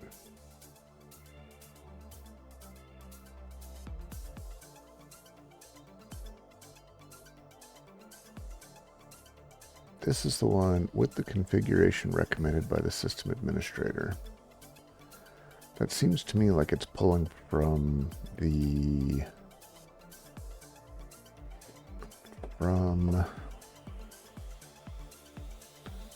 what is it called? The ghost directory?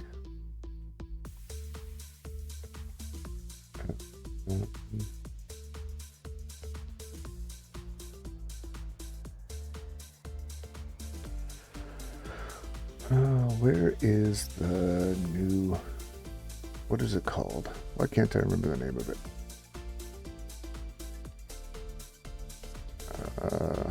Linux default user directory.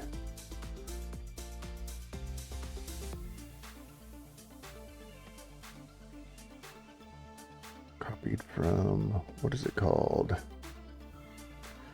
Skeleton. Haha.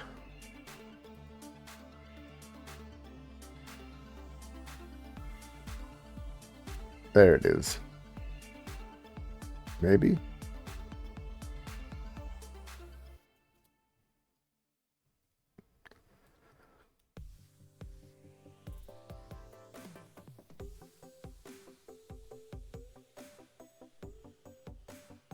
No, this is coming from somewhere else.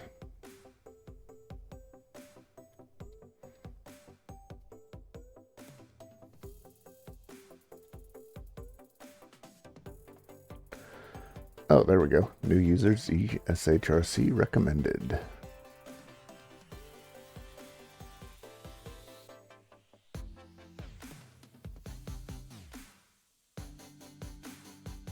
So if I move, well, but I don't want that.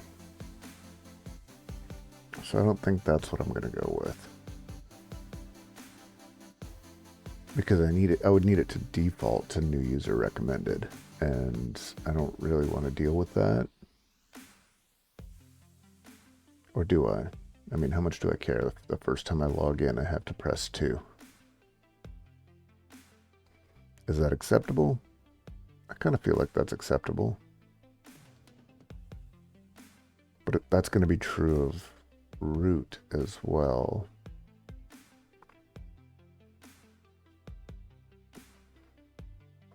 So like right now, if I do, is it going to do that to me? No, it just does nothing. Okay, so yeah, that's not what I want at all. I think I need to go back to my original plan. I'm just going to copy the folder or the file over and call it a day, which basically means doing the entire thing as one big template, just templating out the individual prompts. Is it silly? Sure. Will it get the job done? Also sure.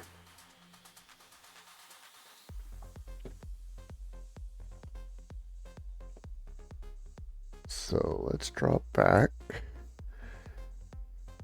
and let's look at this template stuff. So template a file using symbolic modes.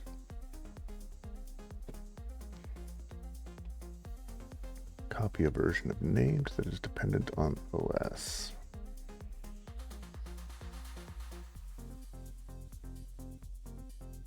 Okay, so that's only grabbing a specific one.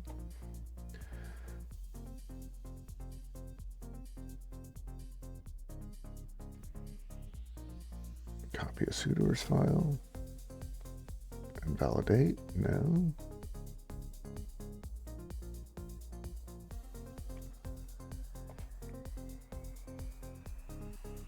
All right, but what do the actual templates look like?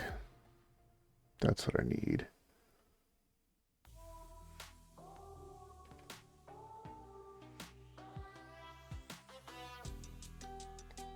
It sees the parameter and the template lookup.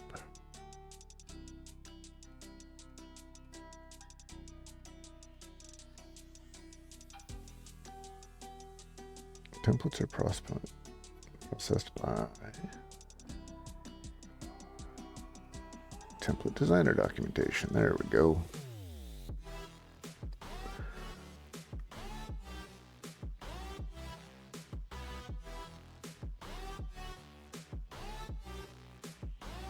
Simply a text file. Ginger can generate any text-based format. Doesn't need to have a specific extension, variables, or expressions.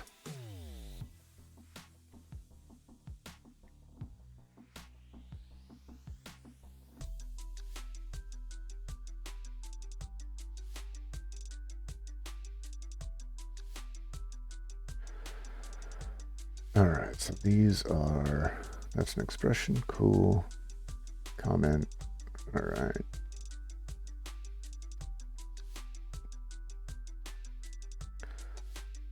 So that means in theory, in the templates, realistically, I just grab this guy.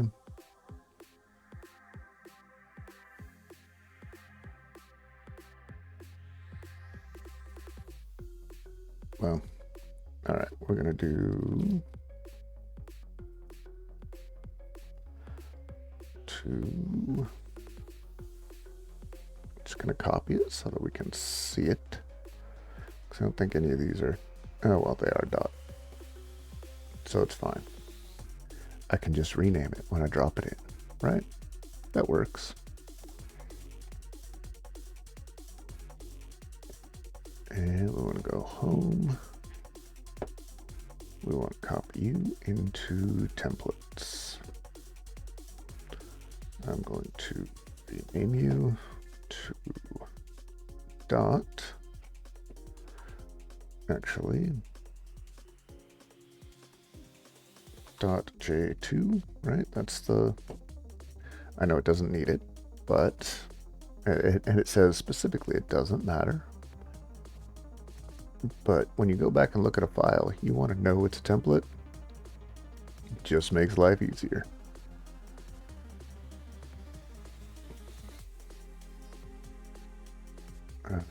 This one for.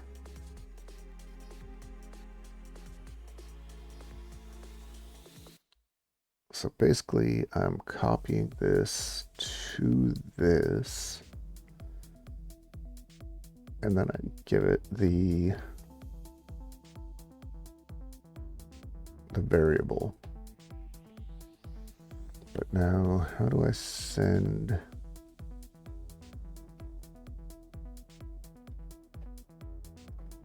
How do I put a variable in there? Or will it be fine because I've imported the variables? I think it'll be fine because I've imported the variables. Let's do that. That's going to be our assumption.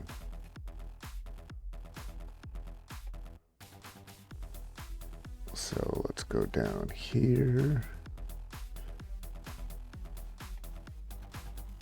And we're going to say the prompt. And we want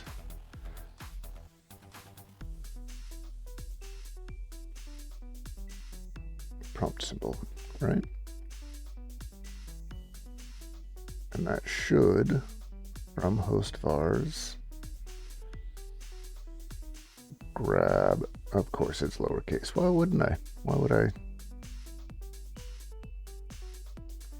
Best thing in the world, confuse myself. I'm going to go the other way with that. I'm going to make it capital over here. That's right.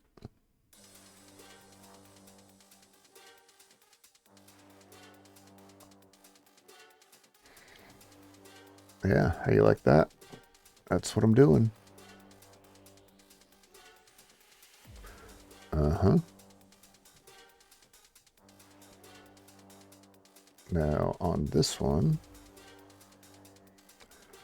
I have actually set one. So let's look at dev mini3, which is you.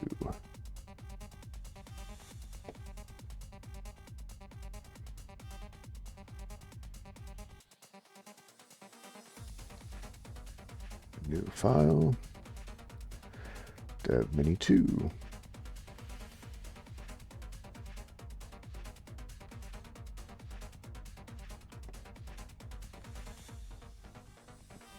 Actually, I can just go to dev mini3 and I can copy this.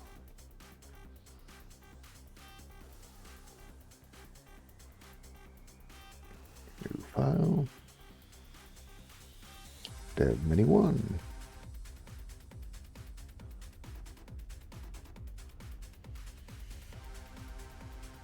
And paste.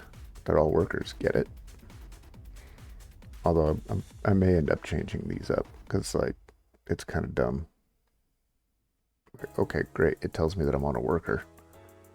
I feel like maybe they'll have different signs.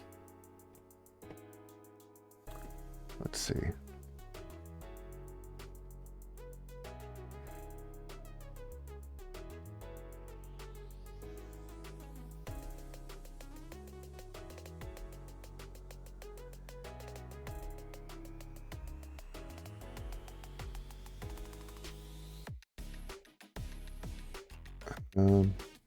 Maybe detour?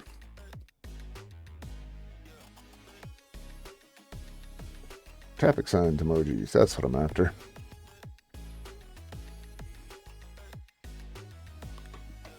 So we'll have that one is going to be dev mini1. And that one is going to be dev mini2. And that one is going to be dev mini3. Hey, why didn't you copy the right way?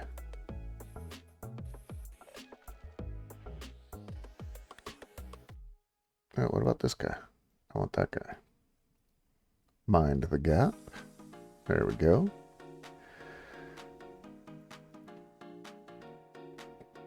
And now we're going to have dev prim1.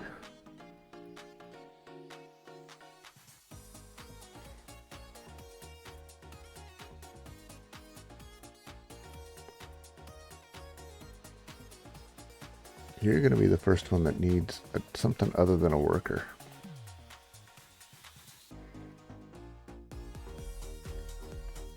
Let's try, well, should we grab the no walk or should we grab Maybe we'll grab this guy. I mean, for now, right?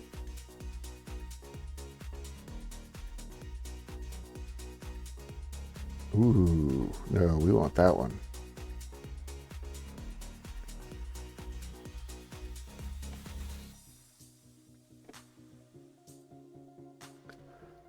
Oh man, that's not what I want.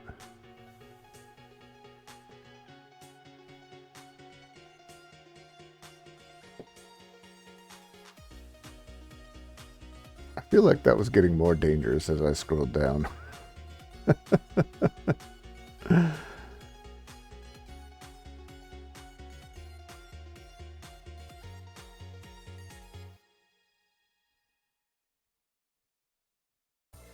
That could work. Let's try that one. How's that look here? Yeah, that works for me. Now we just need to change. We need an office worker. I feel like we'll take you.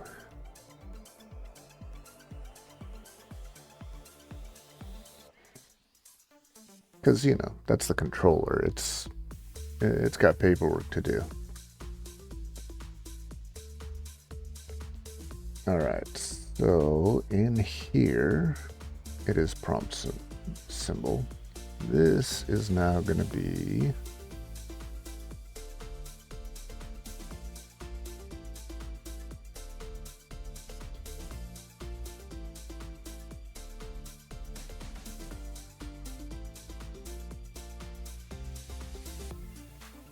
this is just going to be the same thing. And then root prompt signal, right? Is that what I named it? I think that's what I named it. Nope, just root prompt. May actually, it does make sense to, I mean, I named the other one symbol, right? Let's name this one symbol. Cool. All right, so now we have our template that may or may not work. We shall see. And we'll see what we get out of it.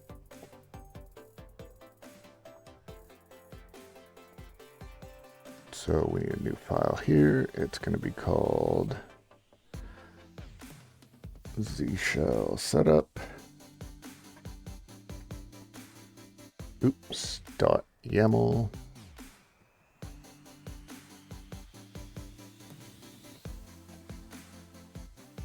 One, two, three.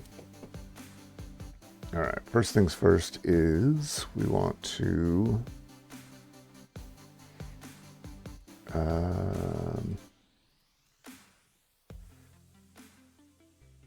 copy Z-shell RC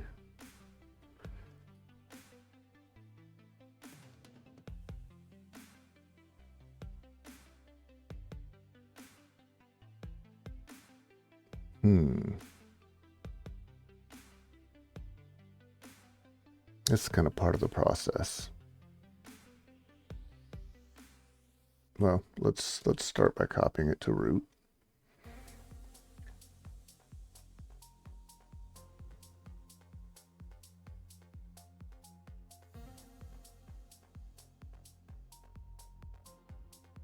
But that's not what I'm copying.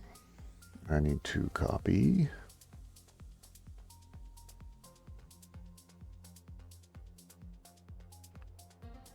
templates. Although, how do I get the template out of there if it's in the templates directory? Do I have to go back to templates, or can I just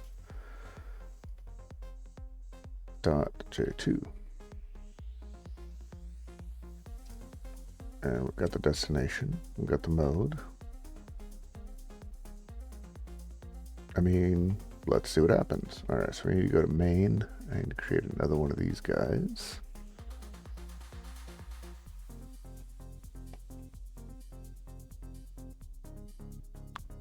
This is going to be configure Z shell, and instead of that, it is going to be ZSH setup tags. In this case, we want that. So we run this guy, and instead of auditd, we do ZSH. And see what happens. I'm actually kind of curious. Well, obviously I'm curious. I wouldn't be doing it otherwise, right? Woof, what was that? You're using a module and expect the file to exist on the remote.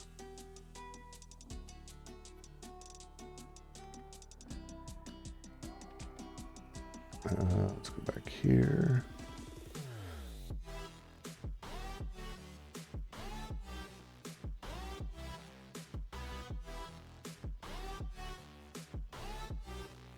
All right, we do it that way. We'll do it your way, computer.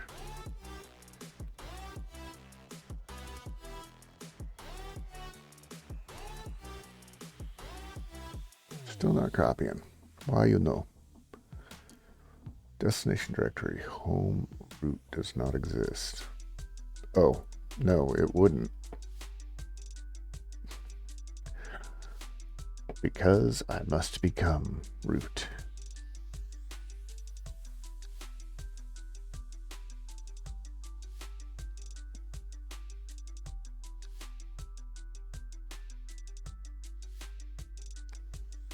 Destination directory, home root does not exist.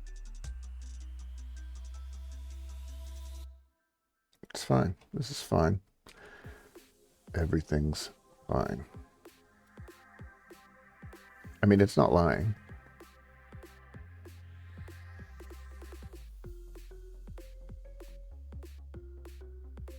All right, let's see what actually happened here.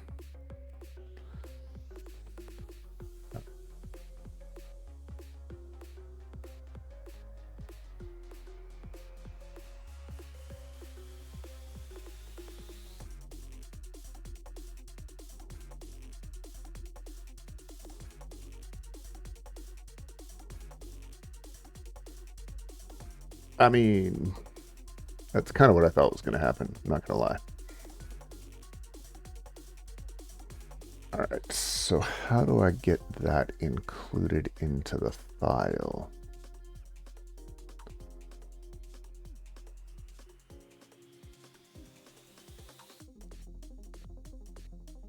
How do I get the prompts included? Let's go back here. All right. Templates are processed, documentation, blah, blah, blah. Action full.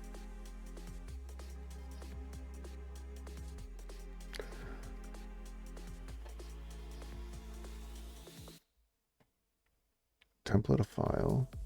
Source is this. Destination is that. It's got owner group mode.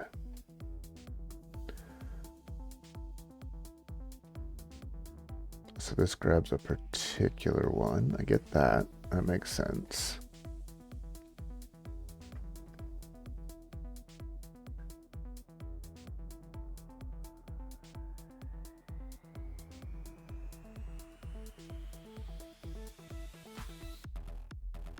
And it's got the validation. All right. Let's see.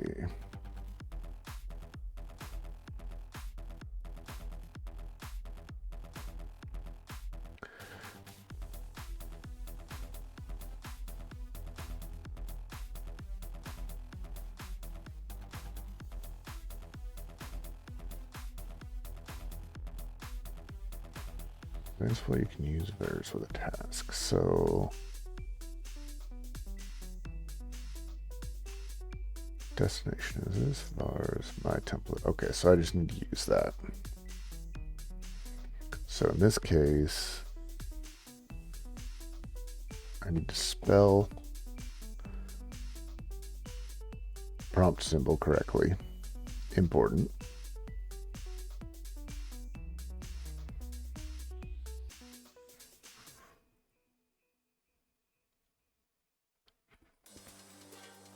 And in theory,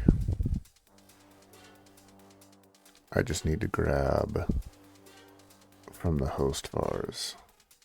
All right, so let's go back here.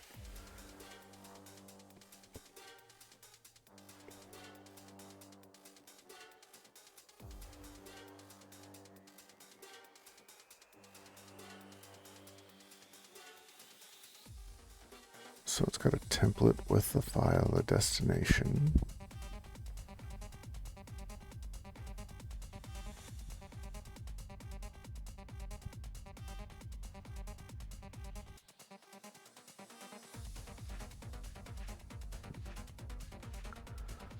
All right, so I'm not using the template, I'm using name.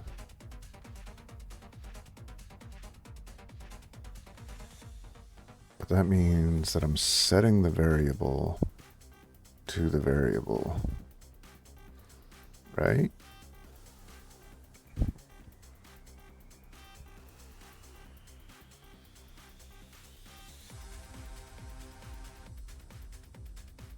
This is host.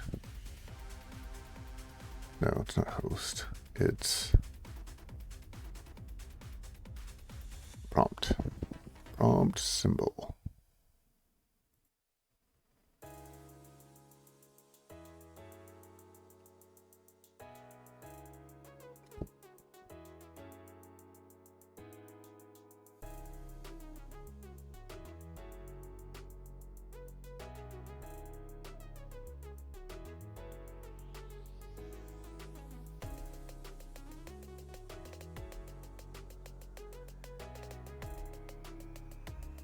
Right? Oh no, I need to expand it.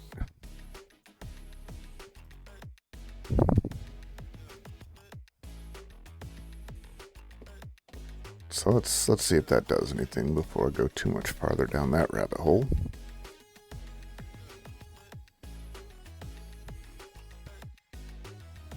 Ah, nope, didn't like that at all. Okay.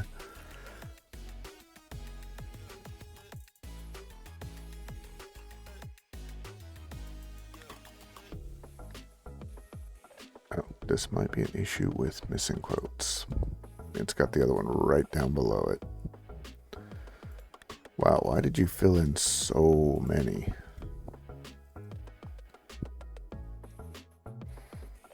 All right, let's try that again. Because it's right. It is an issue with missing quotes.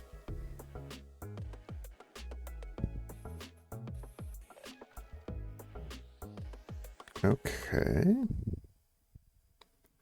Unsupported parameters for Ansible legacy copy module vars. Supported parameters. Okay, so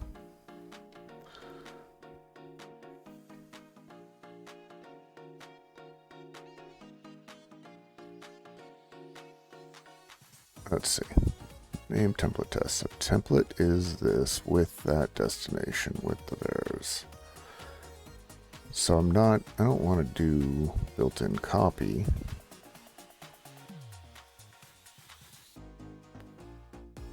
I want to do template. So let's get rid of this. Well, we need this.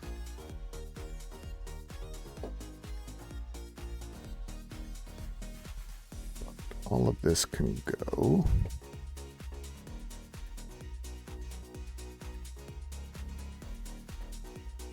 I mean, if it's just template, then that should be it, right?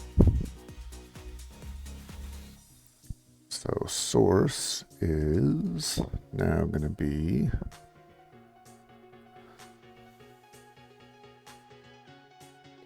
that, and destination is that, and then vars, and then the mode. Well, let's get rid of the mode for now and see what we get. And if it just fails right out, who knows? Whoa, that's new. All right, it does not like my template. There was dot tag name expected.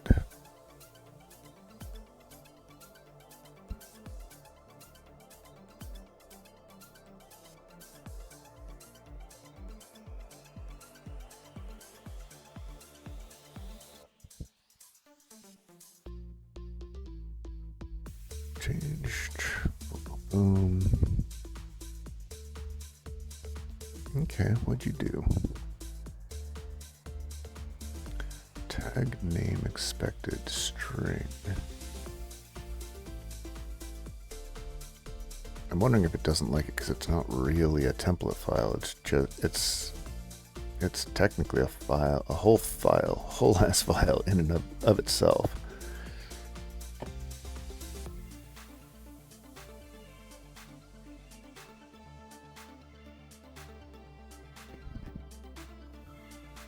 And I suppose I could just put these up top, right?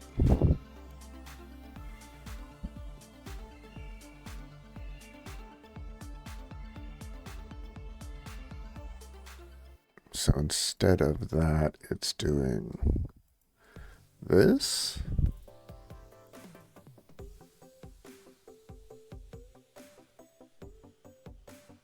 Let's go back here.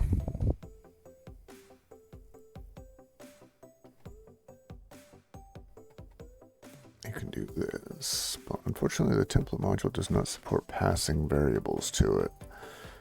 What? Oh, that's for 1x. I was like, what's the point? Hey Blob, how's it going? Not too bad, yourself?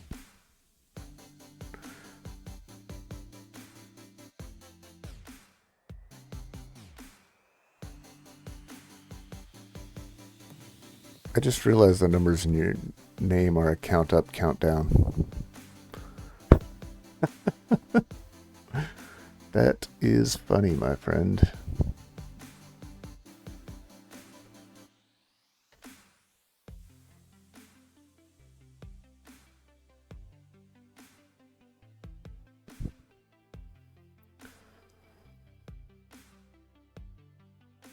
Alright, so set packed my template variable.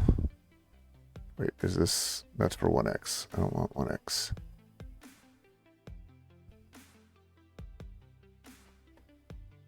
I've got to be overthinking this.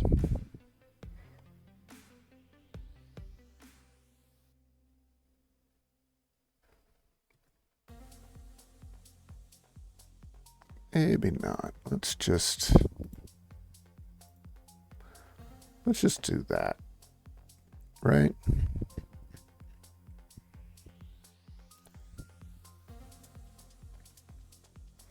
Am I still overthinking it?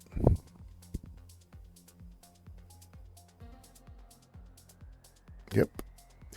It still didn't like it.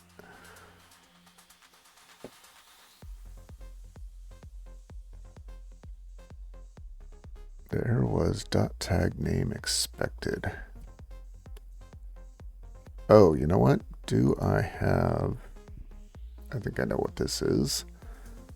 Let me go back to Z shell setup. Yep, sticking my nose back in it. Well, slowly working my way through standardizing my installs across the entire cluster. It was fun doing it all by hand, but this will be better when I decide to bring the NVIDIA node back online. I say it like it's a big thing, but it's just a... Well, it is perfecting the prompt at the moment. You are absolutely correct. But I like having different prompts for everything. It makes it easier. I mean, isn't that just so much better when you can tell? You can go... Wow, hey look. Like, that's great.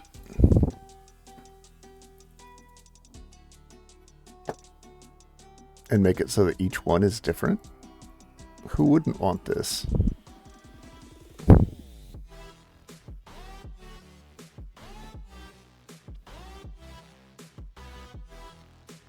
Dot tag name expected.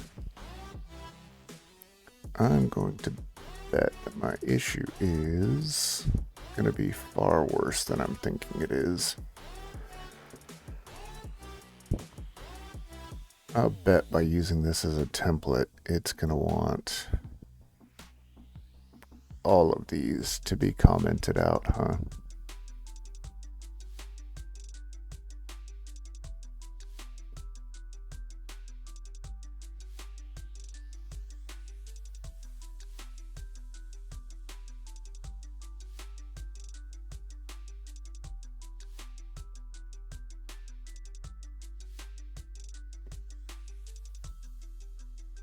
Or not commented, escaped. That's what I meant to say.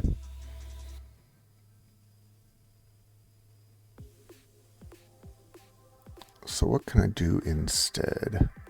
I can go with the original plan of just dealing with this.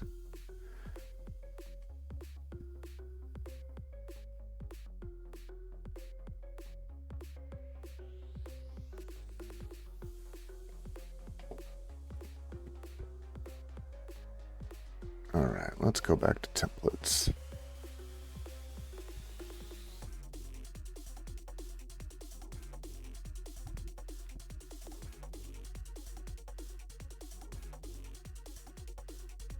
This is not what I'm looking for. And I do not want to make a template file for each one. That would be ridiculous.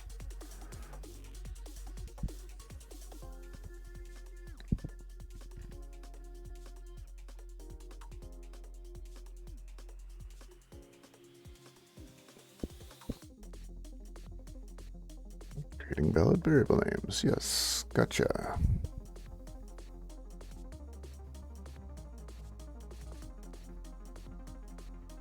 When to quote variables.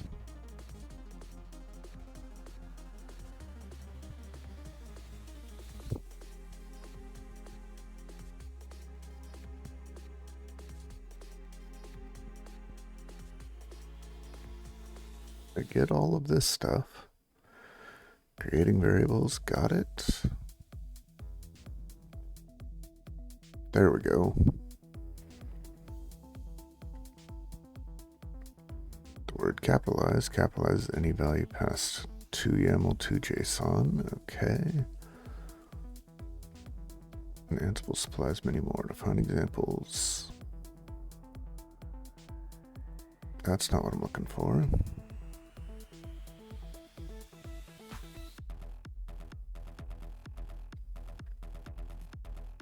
Defining it in playbook. Defining it included files and roles.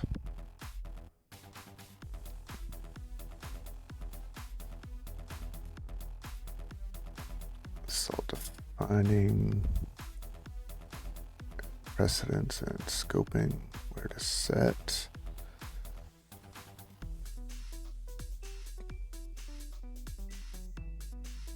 No, none of this is what I'm after.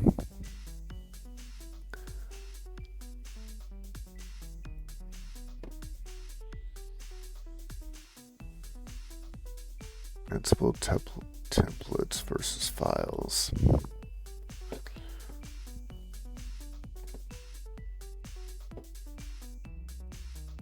Copy, just copied it directly. Template module. Okay, so let's look at that.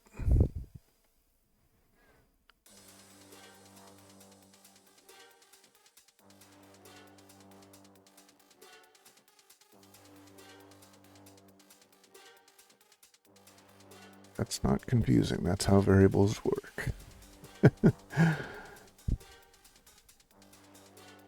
All right, so install keep alive package. Cool. Add config file. The template is from there to there, and it's set to restart. Okay.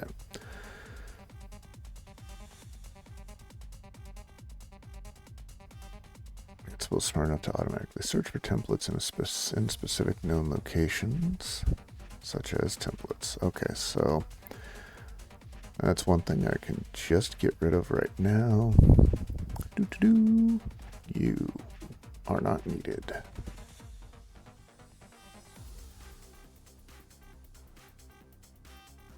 And let's just make sure that probably not related, shouldn't be related, but what if, right? It'd be I'd be remiss if I didn't just ask myself that question.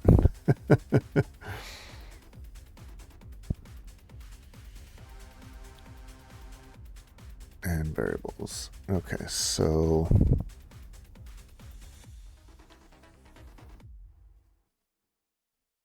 I'm guessing this is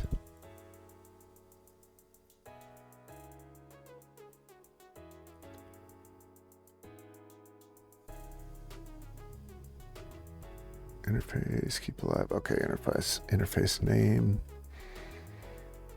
And these are the variables. Keep alive priority. No dot. Okay.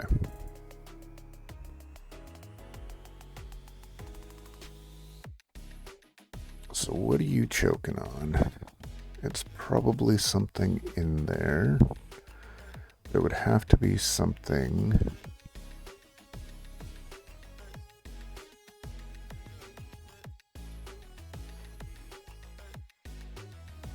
Template error, blah, blah, blah, change directory.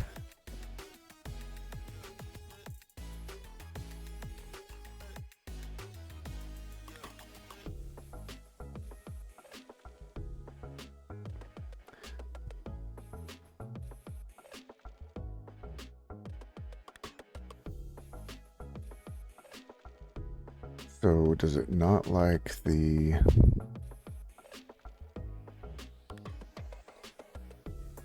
What does it not like? Does it not like the comments?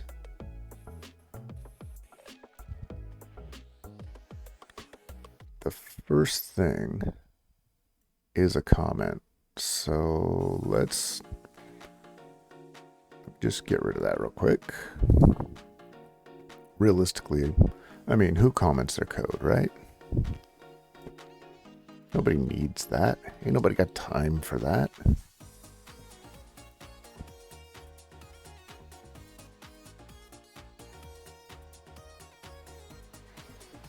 All right, is our first error still...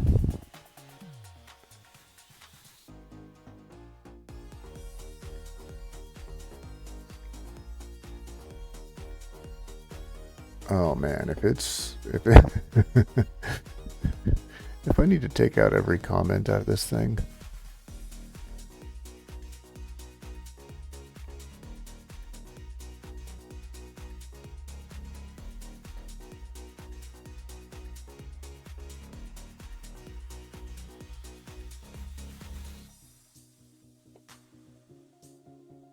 I mean, I guess I just take...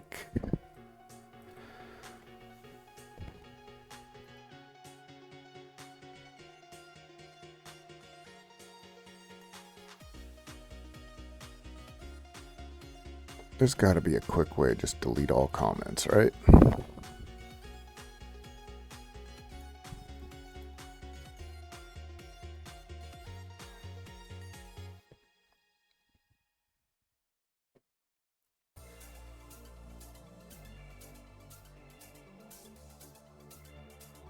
I want...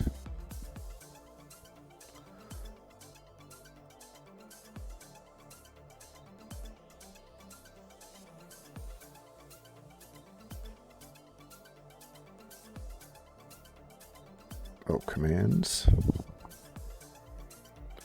Comments? No.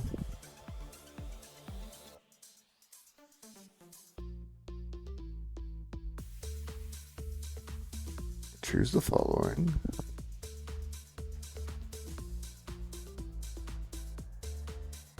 All right, let's try that again. Control-Shift-P. And go to commands.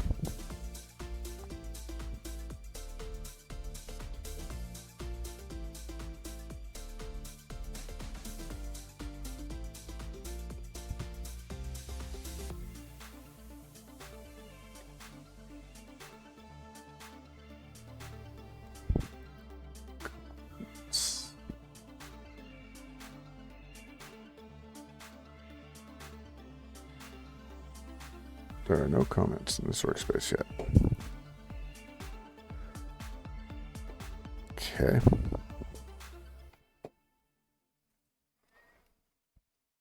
Oops. Show all commands.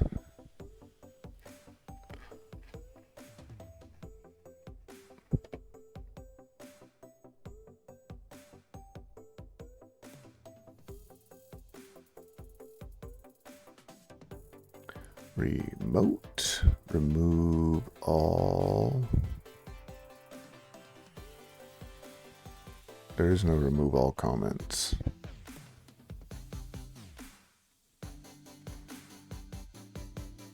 Remove line comment.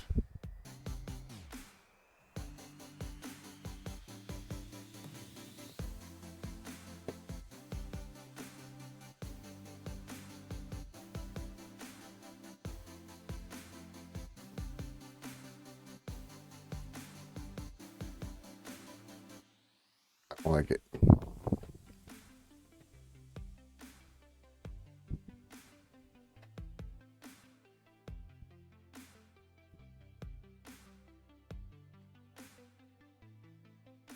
Don't like it one bit.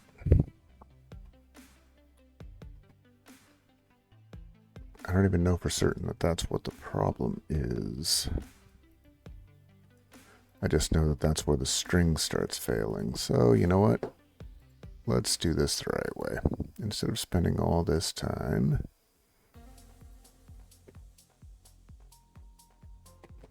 let's verbose it out.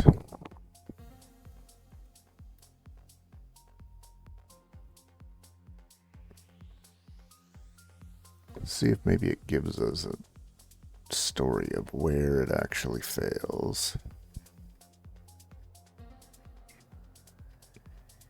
Show, oh great. I guess I didn't have to scroll this far up.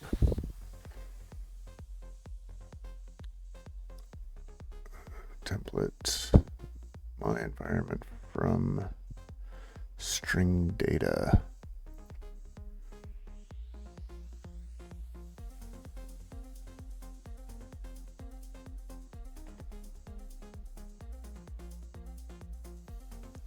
So there's something prior to that.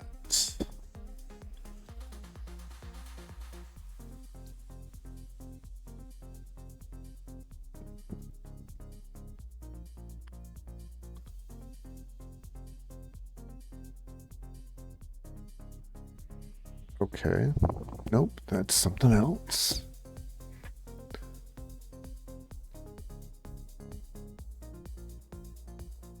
Environment.py from string return self-compile source.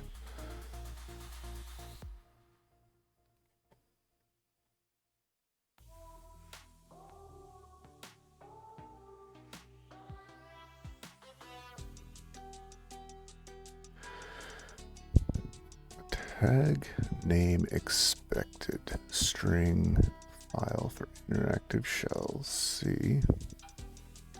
And then it dumps the whole thing.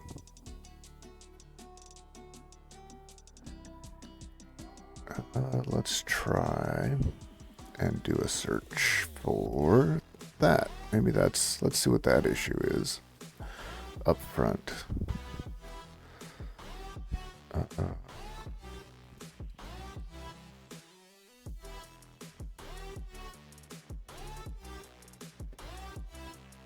Let's see what their template looks like.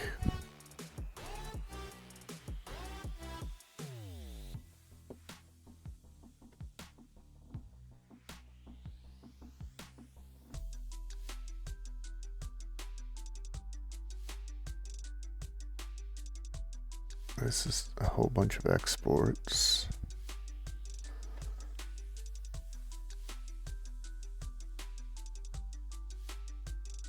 But this doesn't have anything that gets in the way.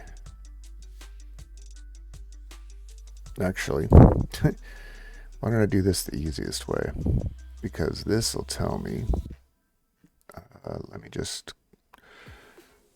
we're going to control Z you all the way back to the Stone Age.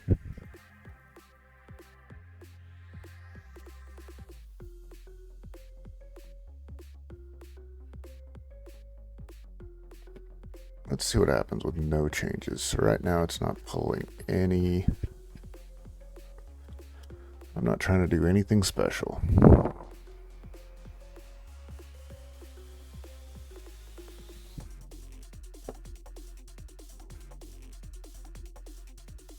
Nope, same problem. Okay, so it just doesn't like reading this file. And I need to figure out what it doesn't like reading in this file.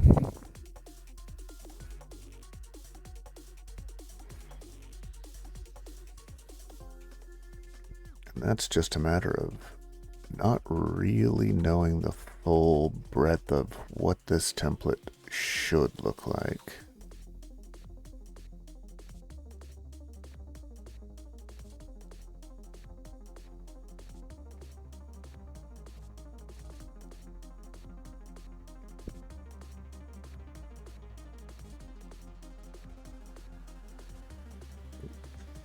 Right.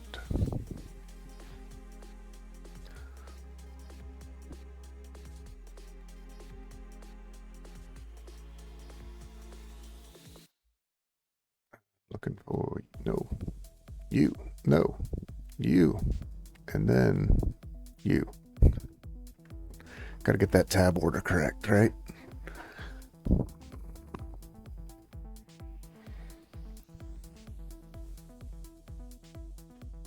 Update automatically without asking. Okay.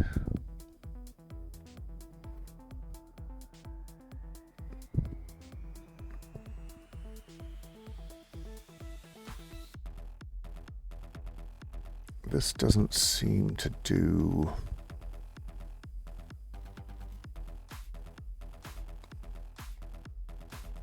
many things that are all that involved.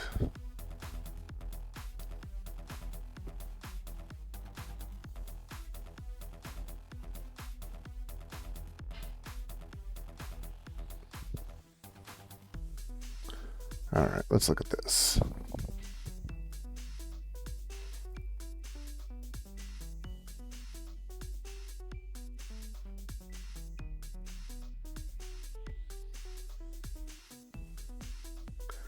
Command not, oh, that's different. That's unrelated.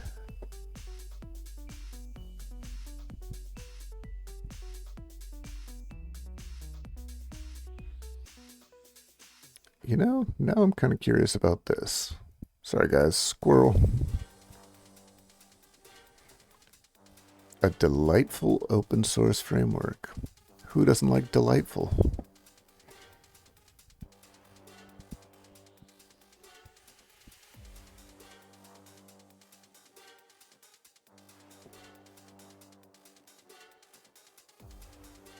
And a few things that make you shout, oh my Z shell. Okay. I don't think I want to go this far into it, but I like it. I mean, it looks like it could be fun.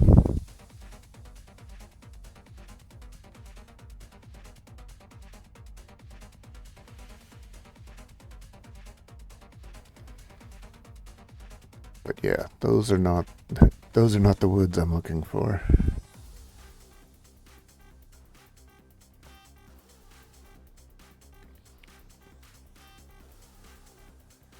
But let's make sure it's added in the links.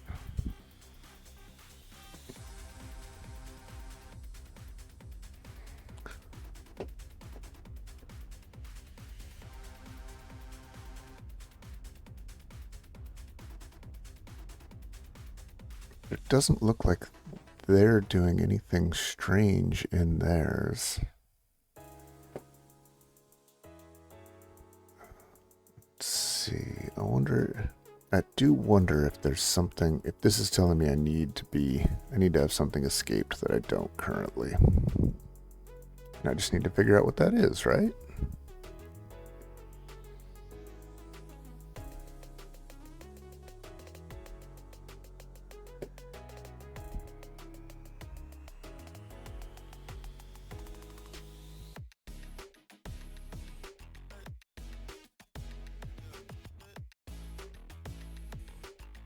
And add tests that demonstrate the correct. Okay. When templating string do native, blah, blah, blah. You know, I just need to put quotes around it. That would be stupid. But I'm not saying it's a terrible idea.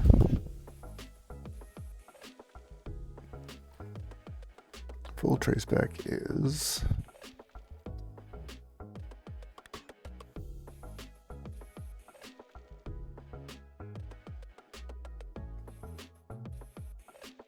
All right, let's look at this a little better.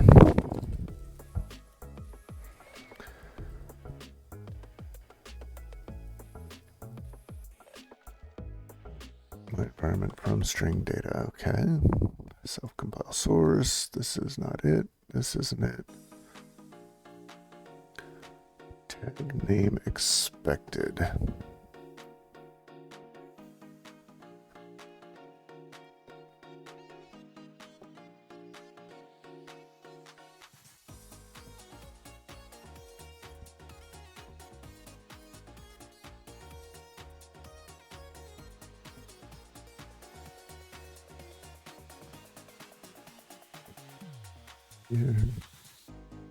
You use which wants to get a tag. Okay, so I have that in here somewhere. Probably around this.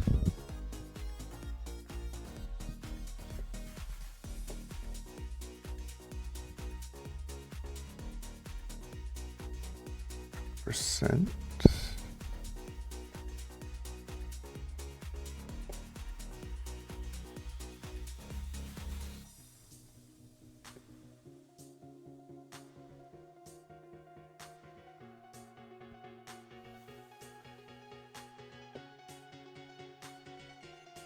That's here, but that's their specific issue. Actually, why don't I do this? When you can't cheat regularly, cheat different.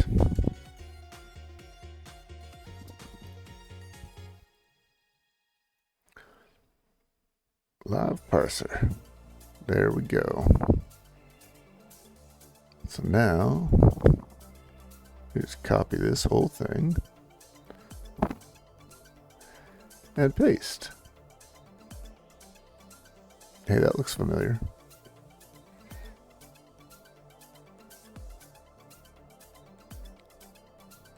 That's interesting. Why? Okay. Let's do it in chunks.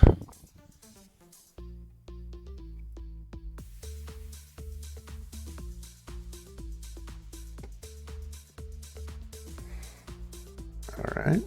It's not in there.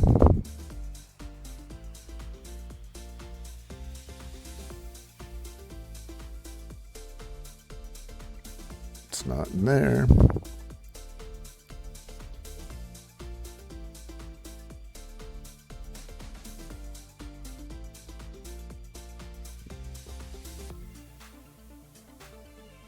Still good.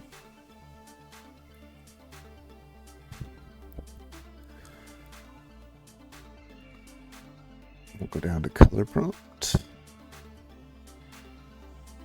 There we go. All right, it's somewhere in here.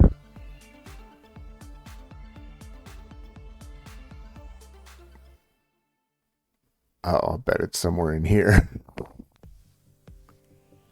If it's anywhere, right?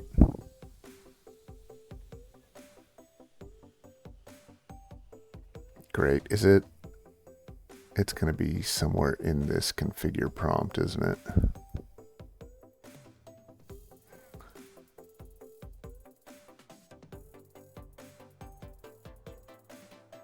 Yep.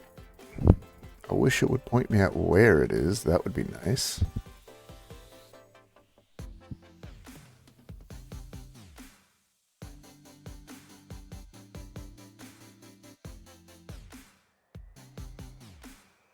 Yeah, basically what you said. That is the right way to do it, Blob. Instead of flailing around in the dark like I did for the first little bit.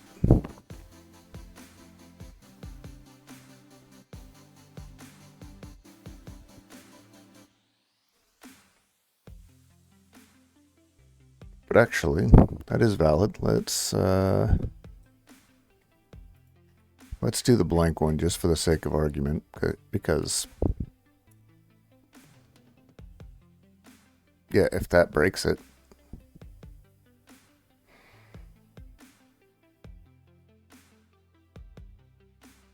I probably didn't need the verbose again. Ooh, unsupported parameters.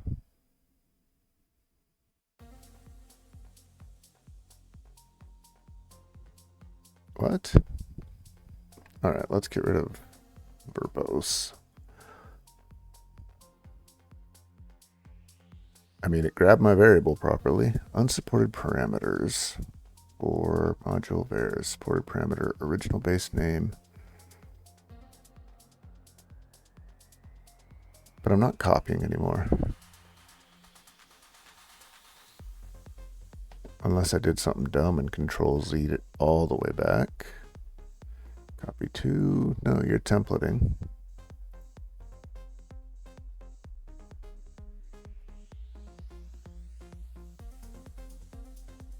And it should be filling in the prompt symbol. Of course,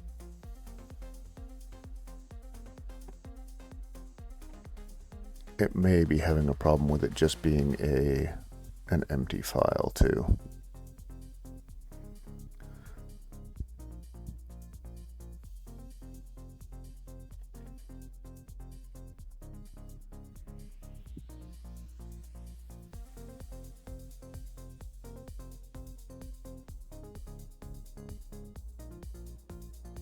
I think templates specifically can send vars.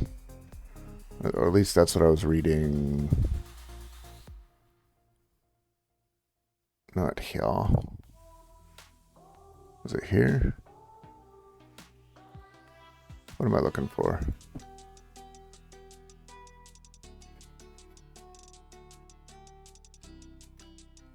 Oh, I must have closed that page.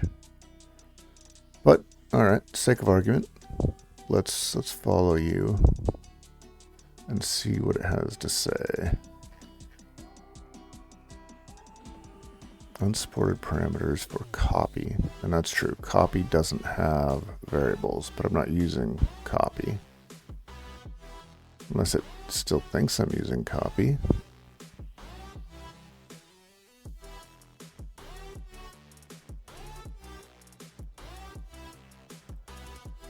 Oops.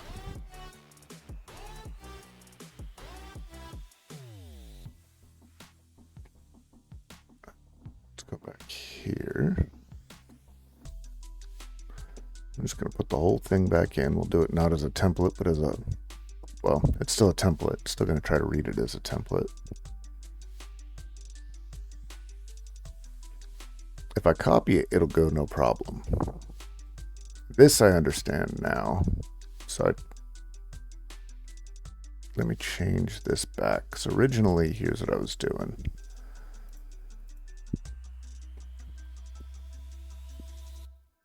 Going back in time.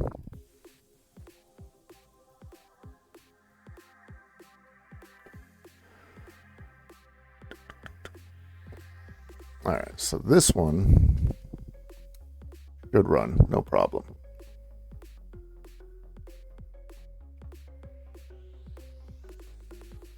Should. And that's because I'm using copy.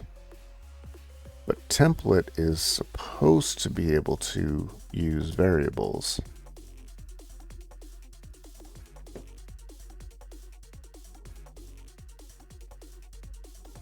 But it looks like, get you in, no I can't. I need to figure out where and what I need to comment out of this or escape out of this. Aha.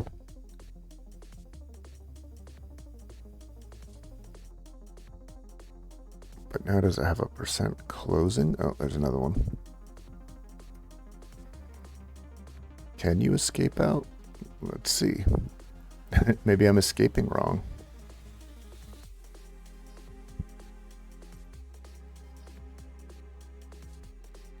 escape. What's the escape?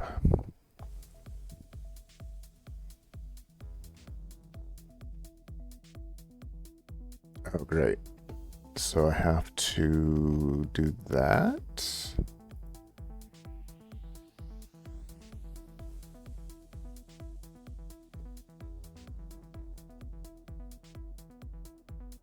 Oh, so in theory, I can just put that around it. Let's try that.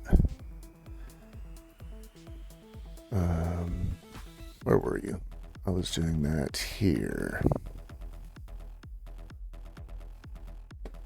Now I have to figure out where I put those stupid things. So if I start here and I say boom, boom, bang, and go down here and say bang, boom, boom,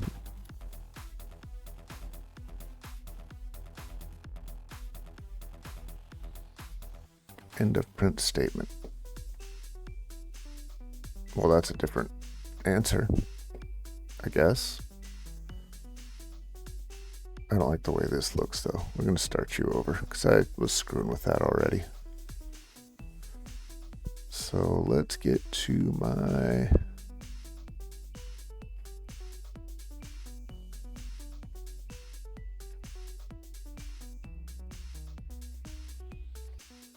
Wait, why is this suddenly all broken like?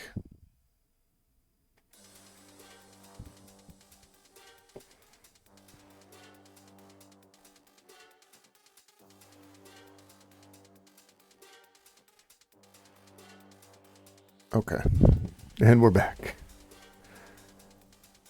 All right, where's the prompt? So this configure prompt, bit, copy.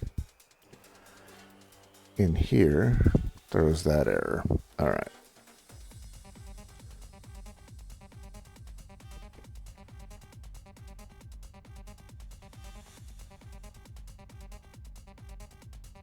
Put you there.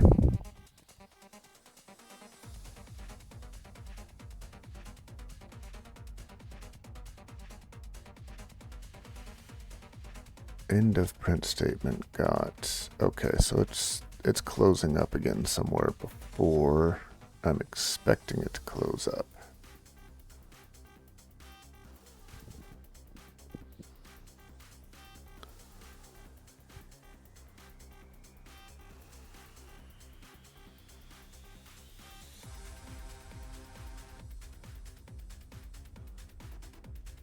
This is fun.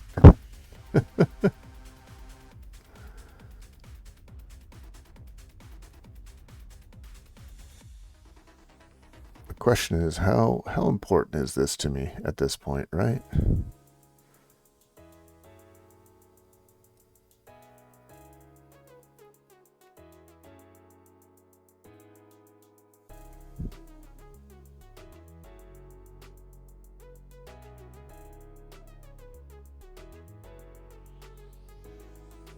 And then we'd have to do the same thing here.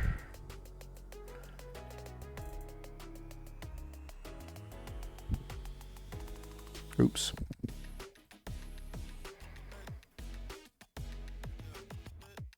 Expecting token end of print statement got. Is this, will this take a control Z? It will, cool.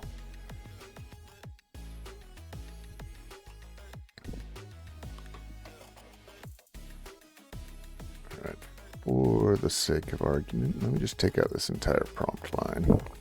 Boom. Okay.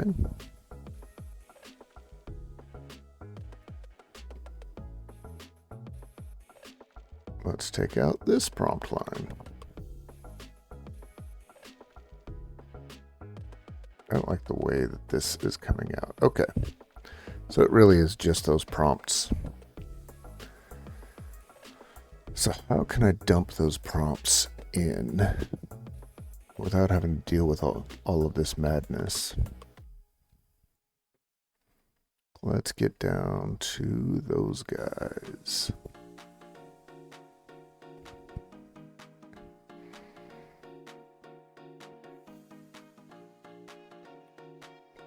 I'm going to get rid of this because it's commented out, so it doesn't matter. Just to make this, you know, more confusing on myself.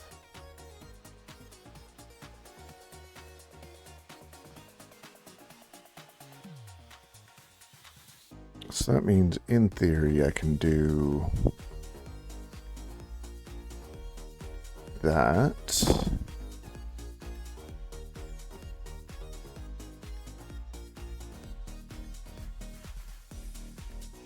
And then I just do the same thing here. I think this other one is going to get in my way.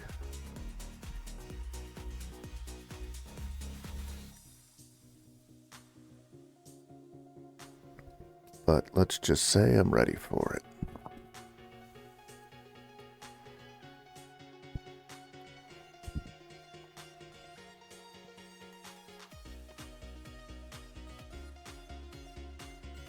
Let's see.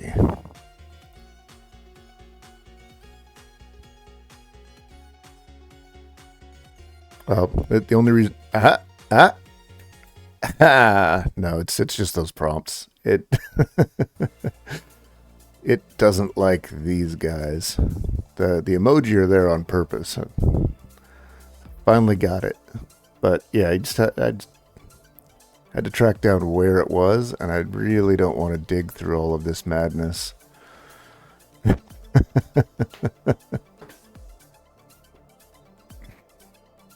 All right. So now let's see what happens. I mean, is it really like for real done? You like that? How cool is that? Although everything right now is going to be video game symbol. So that sucks. But it's a start. No, because I did it on the... I need to check a different one. Because I broke that one. Oh, no, wait. I only have it as root right now.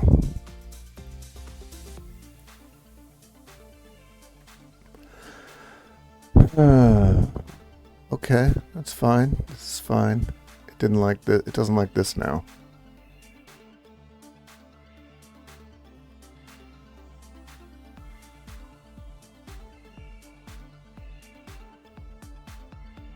I guess I need to go look at what it finally looks like, right?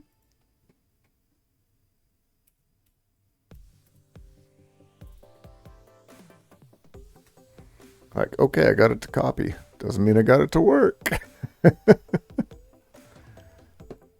Oh, no. Well, that's a problem.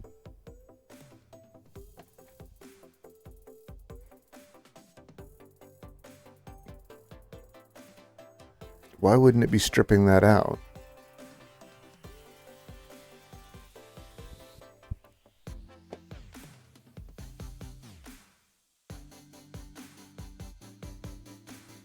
Alright, so render to line. It's a case, so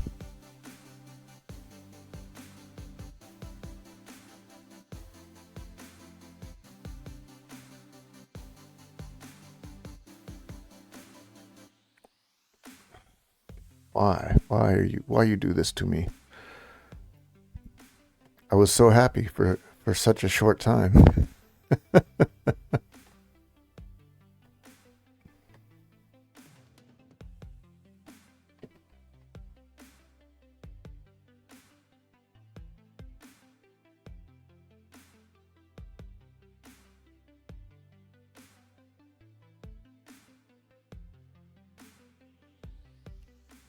You know what? I think you are absolutely correct. And that is why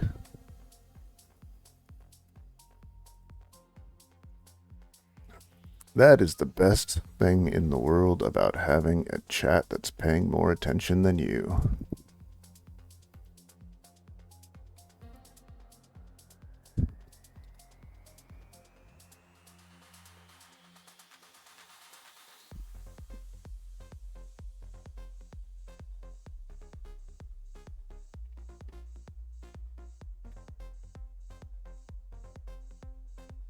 Now watch, it's broken again.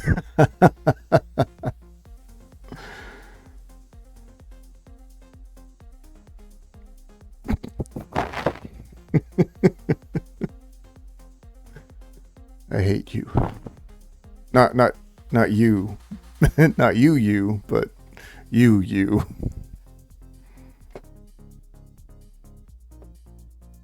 There was expected end of print statement. Okay, well that we saw though. That just means that I screwed something up.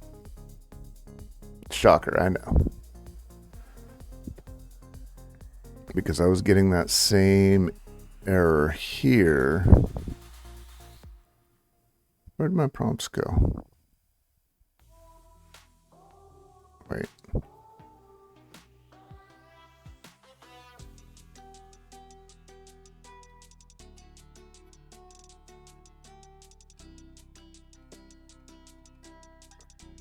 Alright, so what I did is womp womp, bing, and then came down to here, bing, womp womp. And we're just going to get rid of this. We're only working with one of them. Expected end of print statement got... Wait, so don't tell me...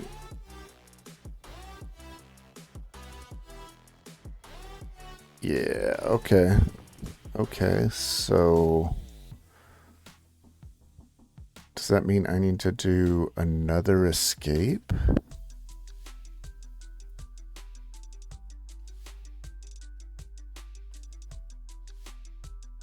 And then I need to find the next one of these.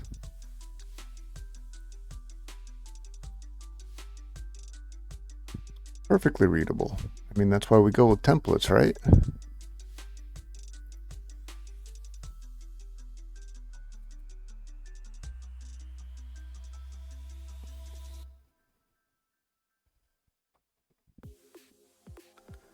And then...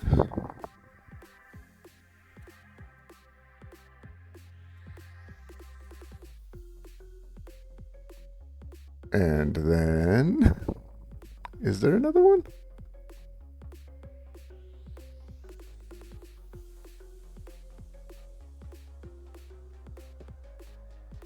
I'm just going to get rid of this guy because that's easier. Wait, I thought I had already gotten rid of you.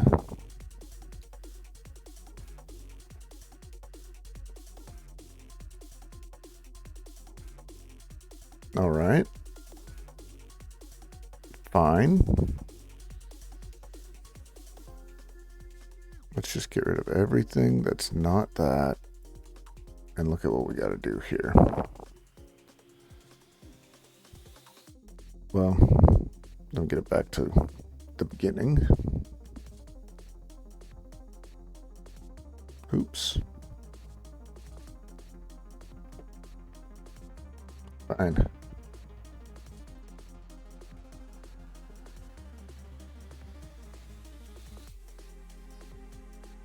Oh, yeah, I could.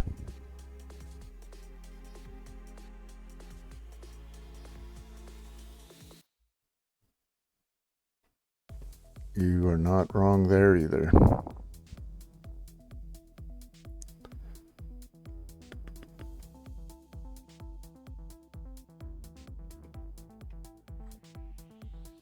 I mean, I feel like that's giving up.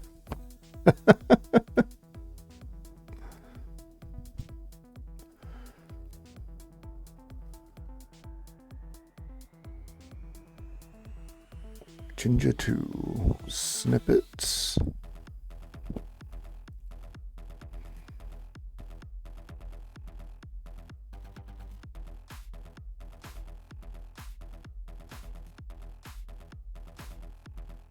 $9.7.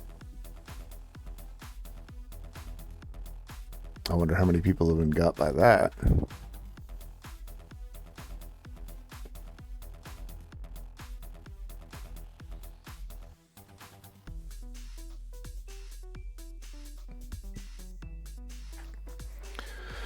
Okay, that's fine.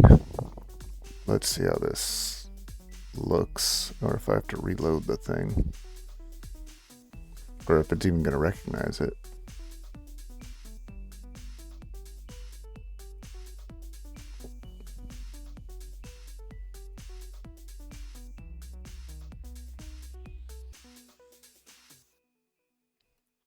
Let's see.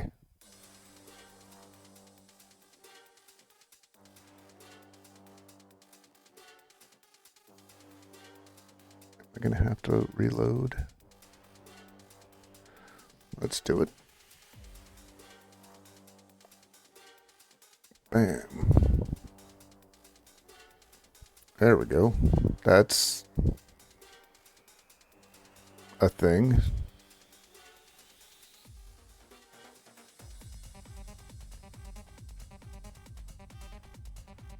Ah. Okay, so it's recognizing that at least. Although, right now it looks like... it looks like it's trying to turn this into... So it looks like it's going backwards, right?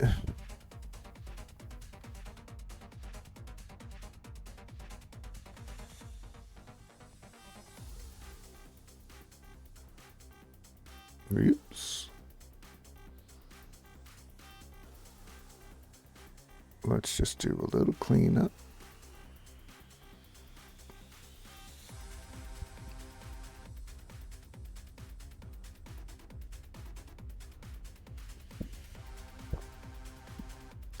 So yeah, there's the beginning of our troubles right there.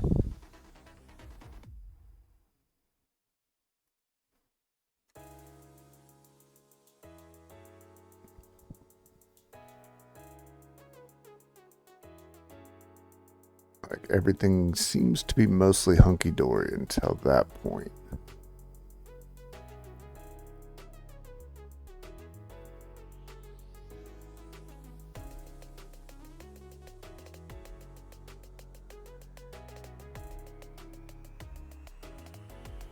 Let's double check. All right, so we've got that escaping. We want it to ignore that area.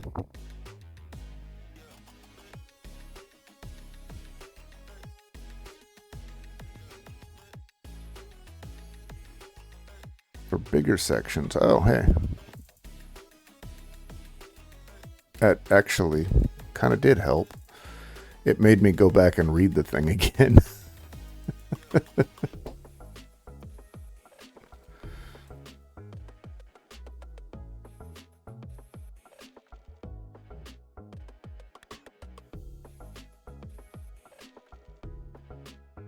Ah.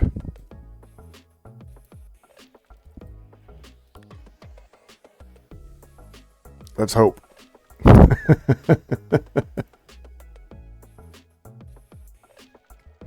No,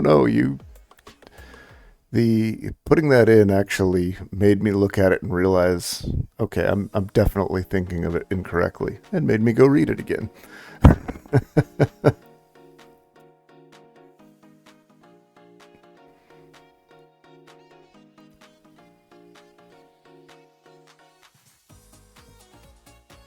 Ooh. All right, let's see what happened.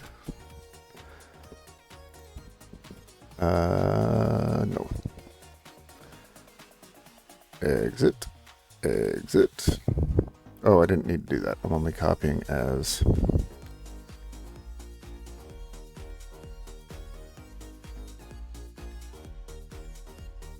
Fixed.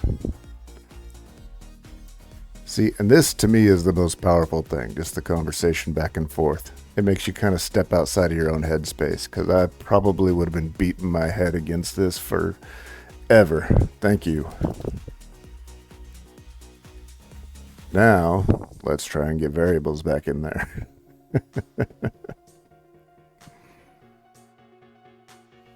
Let's start small.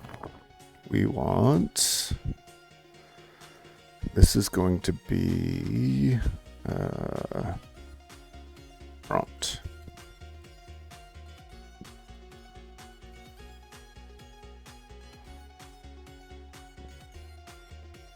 Now, in theory,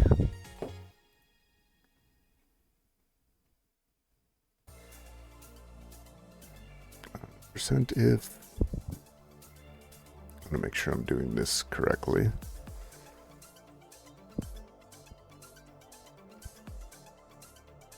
It's just a double.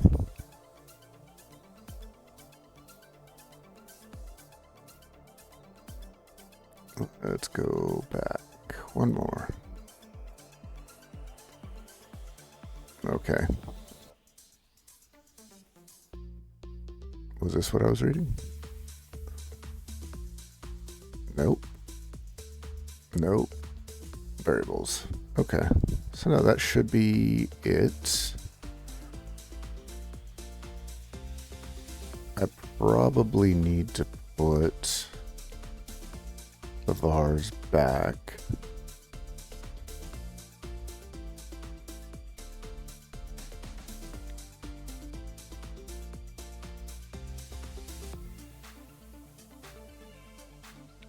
And this is going to be... Actually, you know what I should do? I need to differentiate these, otherwise I will go crazy. We'll just say prompt. Yeah. And then I go back here. And it's going to be prompt is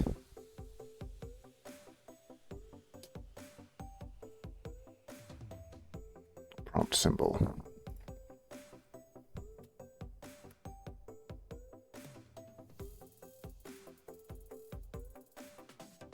And the question just becomes, is it going to recognize?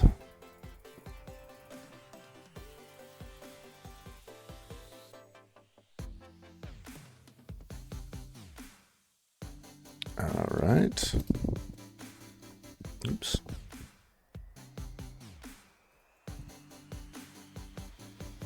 What did we put in there instead? Hey. Oh. Okay, so it got the right symbol, but I only changed it for the user, not for root. No problem, right? So then we also need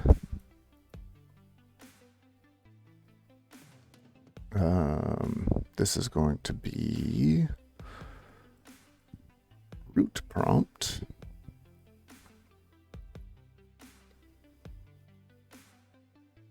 Yeah. And then I can hop back in here and I can say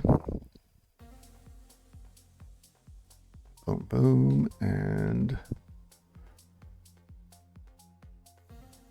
it is again a prompt. And then root prompt. Did I do that right? I don't think I did that right. I think I named the other ones with the word symbol.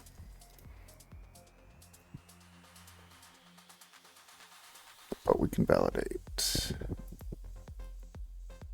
by clicking on the right thing. Root prompt symbol.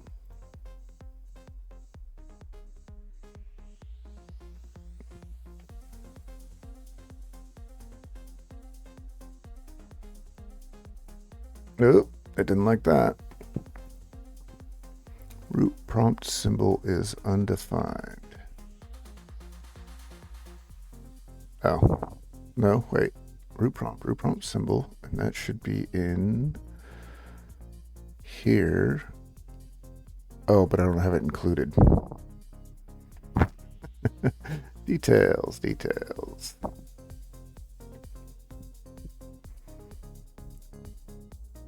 This is... Crap, what's the right way to do that? This is why I steal from here. There we go.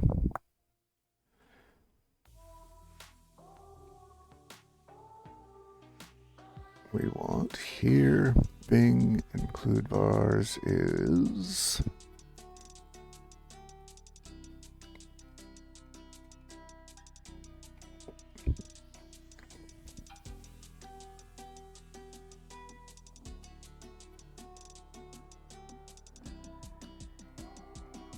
Come on. Here. Root prompt symbol is undefined. Oh.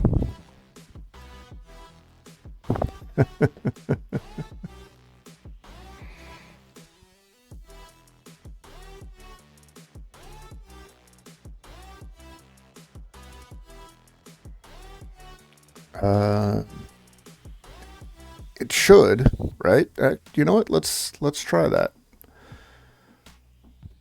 So let's look at it. I mean, you're not wrong. I do agree with you. They absolutely should. Oops. I do need to spell it correctly.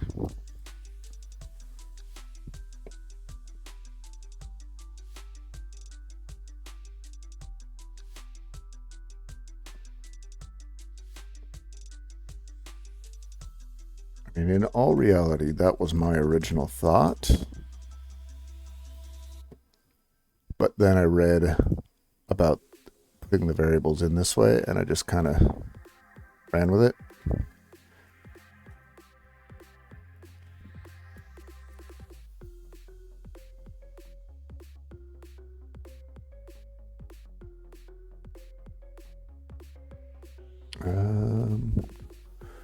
Root prompt is, yes, root prompt is still undefined. So let's get us past that, shall we?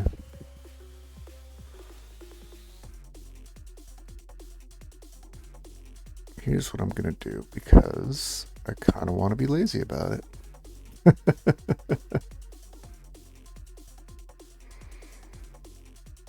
Because I'm actually a little bit over time right now, and I would rather get to the point where I can say, cool.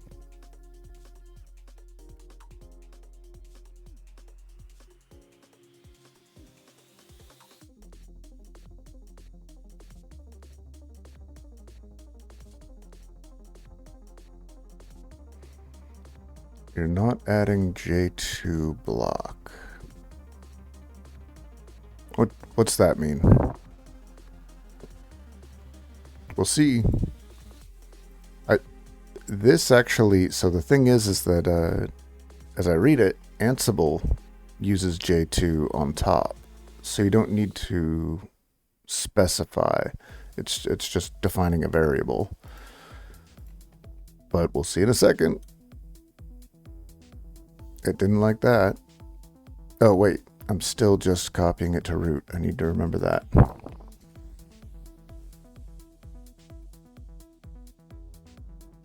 Hey, it put the skull there. That got it. So yeah, basically it because it's just using the same Ansible J2 as it does to expand any permissions, is how I read it, which is why having to go and figure out what this meant by the J2 was messing with my head to begin with. But now I need to get back to here. Not here. Here. We'll get rid of all of this. And we're going to do the same thing.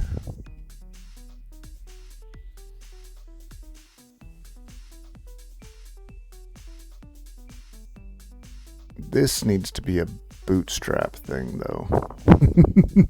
Because this can only run when I'm running as my regular user, because I'm never going to log in as my Ansible user. So I need to make a tag on here for bootstrap, and then I need to make this one have bootstrap. For now, I'm going to leave common. Well, no.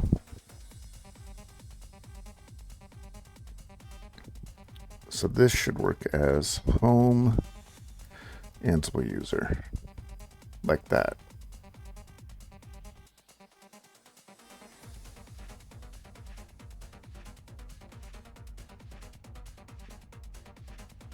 And in this one case, I'm going to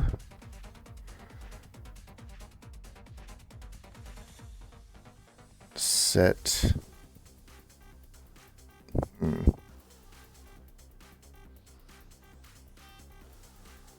I have to change my Ansible user for this one time of running this one command.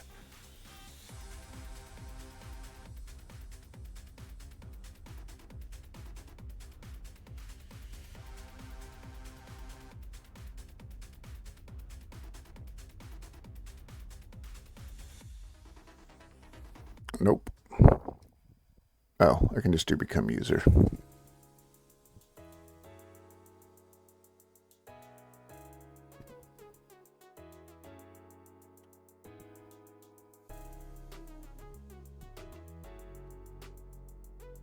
What? Become user. Become user.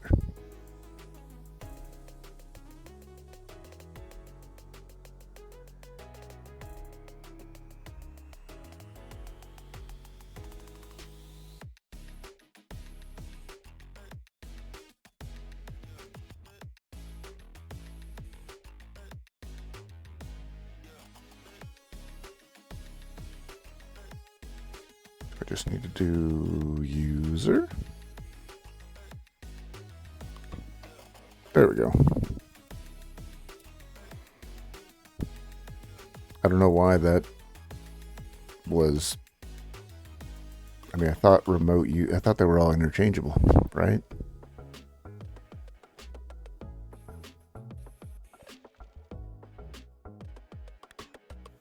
So this can actually go away. It's not common.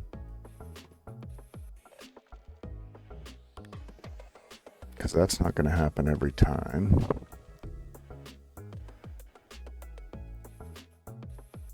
Let's see what we got. It still doesn't like me.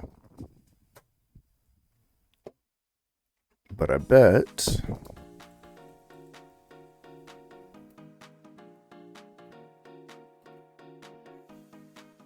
Yeah, there it is. Although, actually, is mine here and owned by root? No.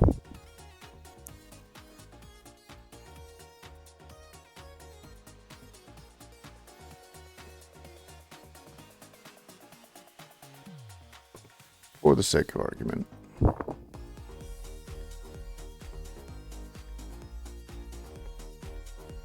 Oh, right.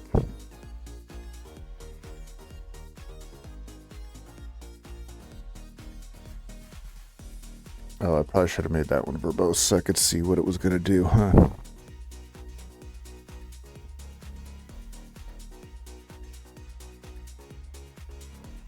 All right. Do we have a new one? Yeah, see, it's doing this. Wow, quit.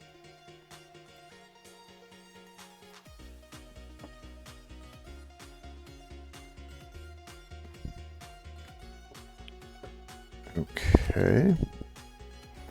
So I'm sure it's because I'm overriding it. It's trying to run as conops. So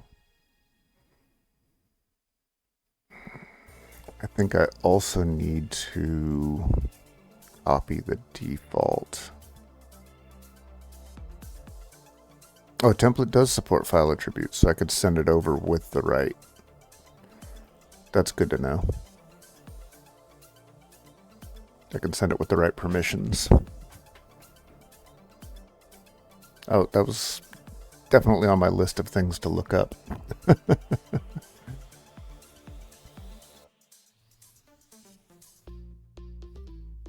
Actually, what if I do this? Oops. Just because I'm bootstrapping it right now, instead of becoming...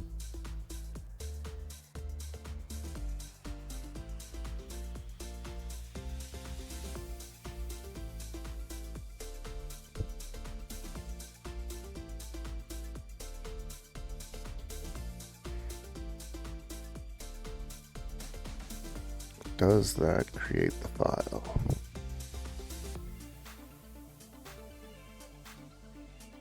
Apparently no.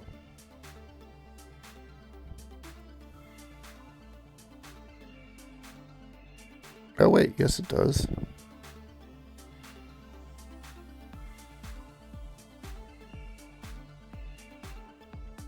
So why doesn't it like me?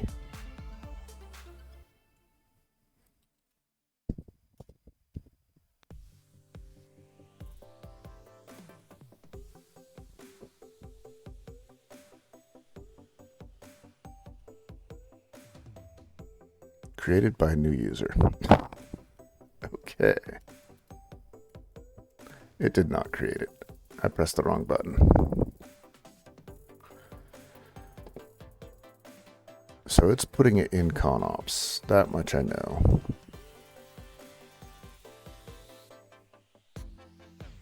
I guess I could just put a variable there this time.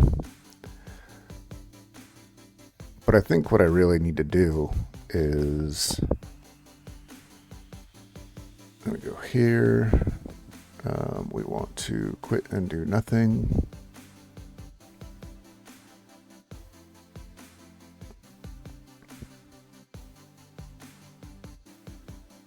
Well, that's an interesting response. That took a long time.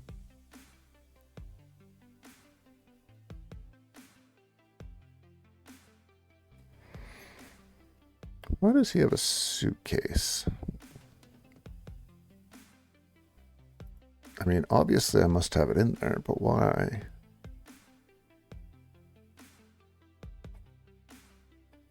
Such a weird thing to say. Why does my server have a suitcase? But it doesn't.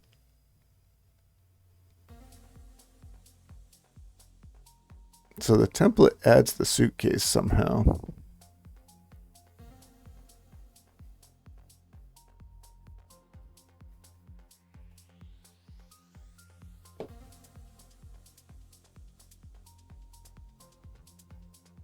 Yeah, that's at Windows 95 with the suitcase. What was the point of that fold? That was something that was supposed to be like linked to a floppy disk, right? And it would just it was like you could tap a button and say write everything in my suitcase out, right? It's not something I ever used, like ever. But I know that it had a purpose.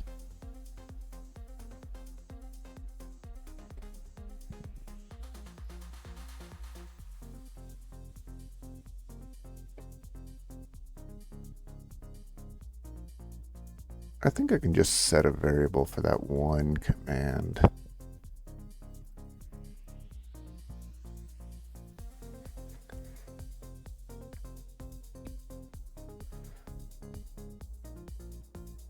Yeah, it's just remote username, I thought.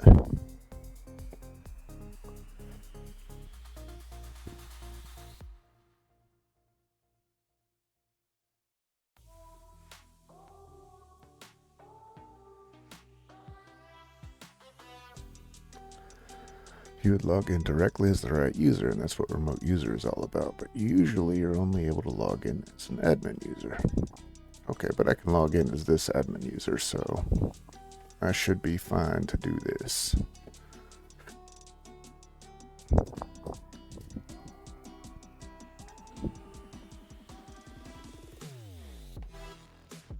And we'll just do this one time. Although I'm saying remote user there already. Yeah, let's see what happens. Yeah, cloud without cloud.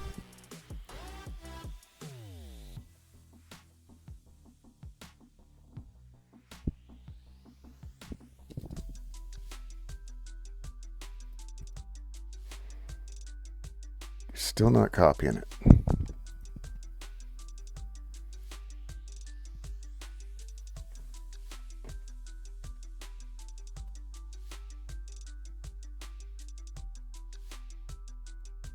Oops. I have become user. Yeah, so just user is supposed to be remote user. That's just how that's supposed to happen.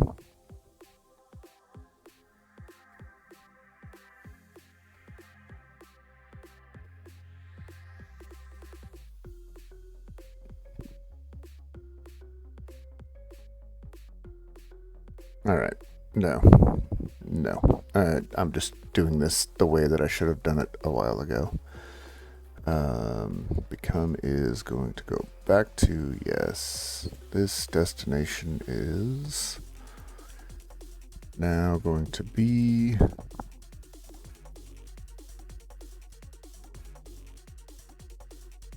what's it called?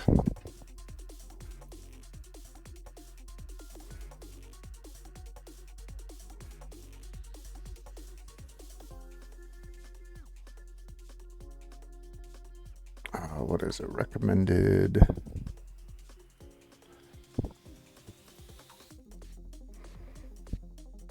Yeah.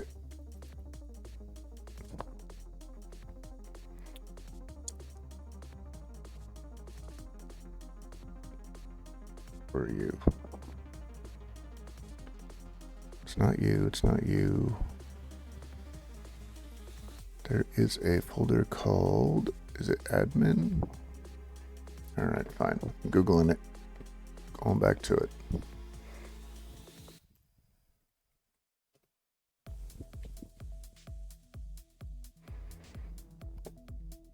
Spell recommended right.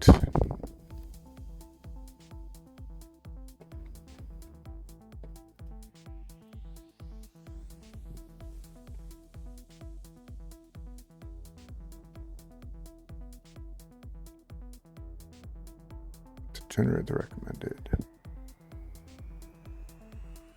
Is that it? Okay.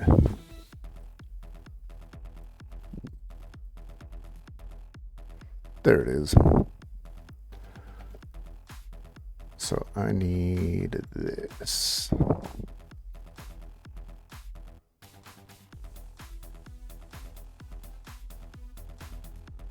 We used it to install Liro on PCs.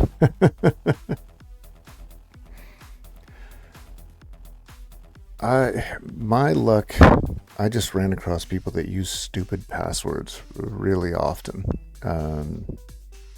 One of the main ones, there was a boot password, like an actual boot password for DOS. And I think it took me like 2 or 3 tries before I realized it's just in the batch file. I mean, just cancel the batch file. You still get to DOS, you just don't have as much stuff. And then open up your autoexec bat and hey, there's the password. And the password's no dweebs. Cool. So I wrote it on a sticky note and put it on my teacher's desk. More of a to whom it may concern.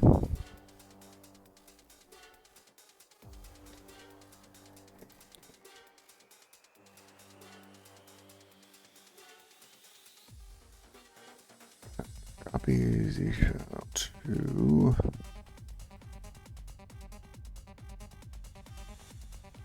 Z shell. New user recommended.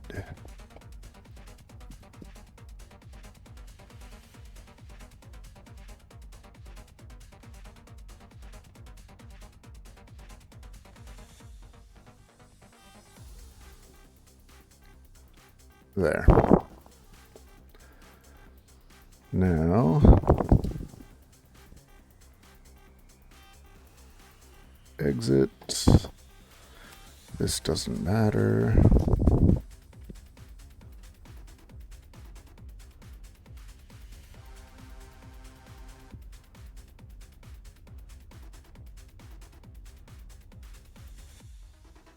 All right, and now I should go in. I want to recommended. I've still got a suitcase though.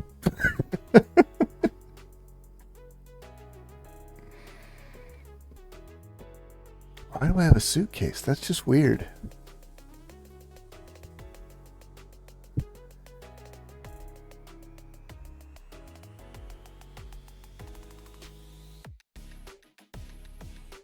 I wonder what about it is putting the suitcase in the middle.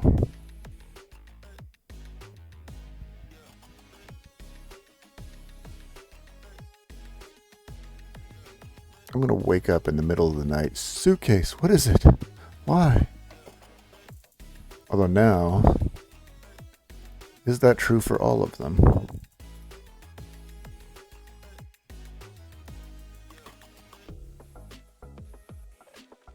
Oh, well, this doesn't count because it already has one. So,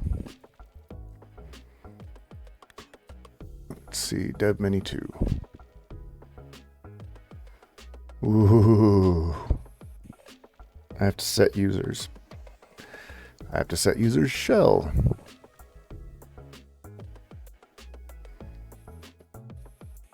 Is there... I don't want to do it on an individual user basis. So here's what I'm sending. Like, here's the one we're looking at. But here's what comes out.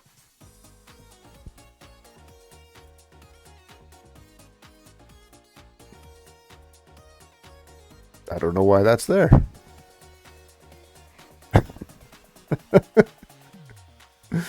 I mean, I don't hate it, but I don't like it either.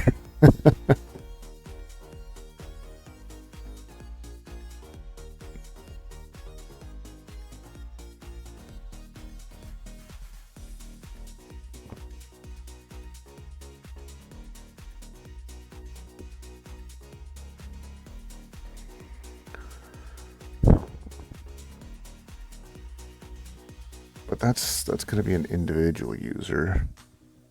I've already got users. I mean, I guess it's not that hard to just...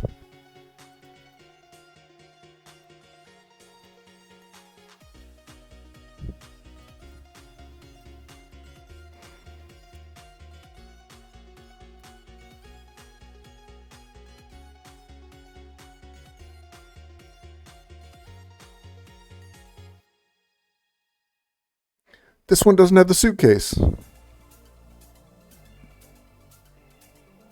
Why does one have the suitcase and the other doesn't have the suitcase?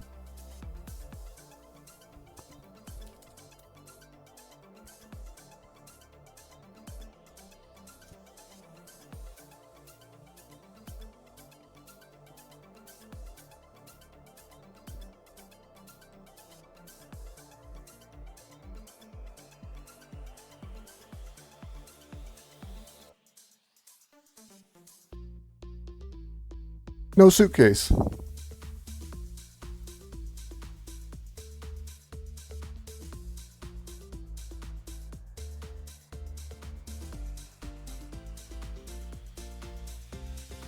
I think my controller thinks it's overworked.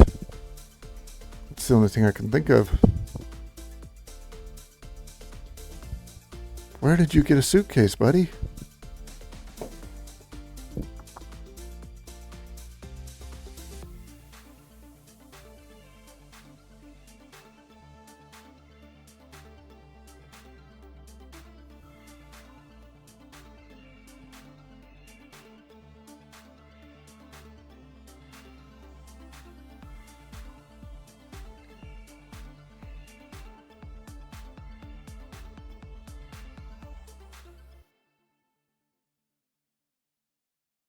Where is this suitcase coming from?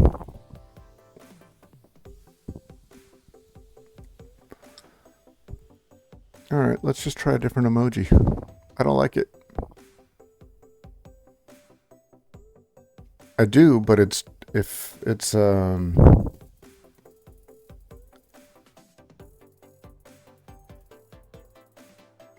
So... standard prompt is... prompt. Root is prompt with a skull and change everything red.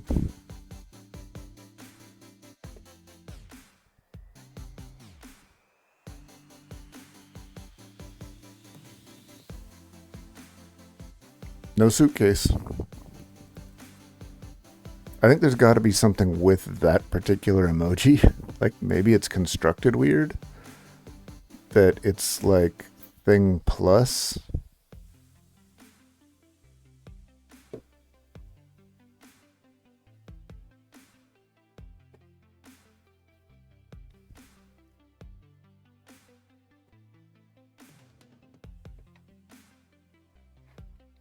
Oops. Let's just try a different emoji.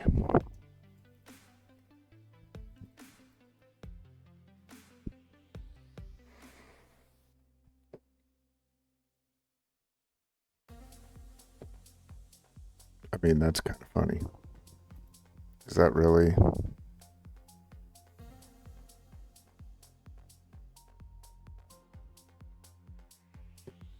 I think I want that emoji.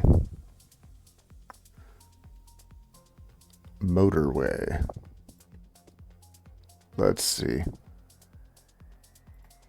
What does motorway look like? Oh, that's hardly even readable. I love it. Let's see what we get now.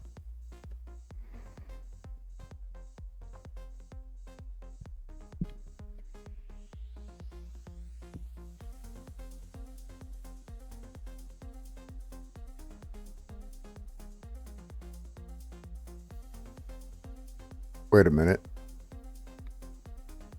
This one won't ever change. It can't change. I'm fixing something that can't change. So the first time I did this, that got introduced.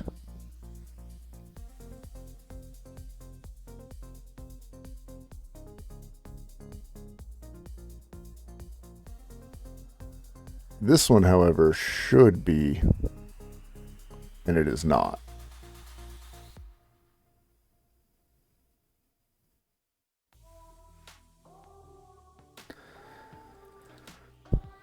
This one, because I copy it over and it's generated at basically when the user logs in, I'm not changing it with Ansible because I don't want to.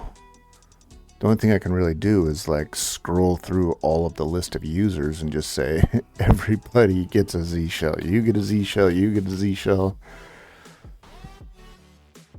And I don't really like that as an answer.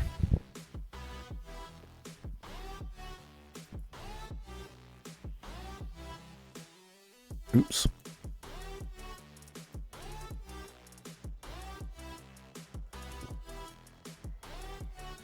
So I must have just screwed up and put it in there at some point.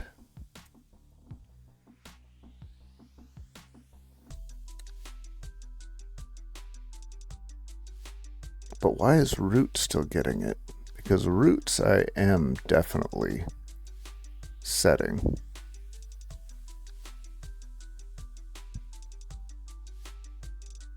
Or it's just recognizing that it's already there. But no, it should be... No, because it took the template, so... I don't know. That one is just weirding me out.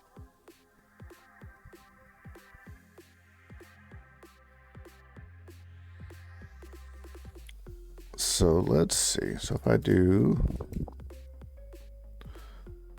that, and then, oops.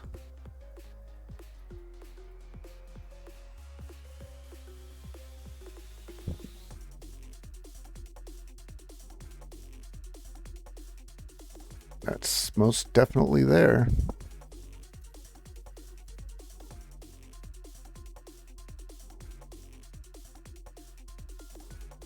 And let's run it again, see if it comes back.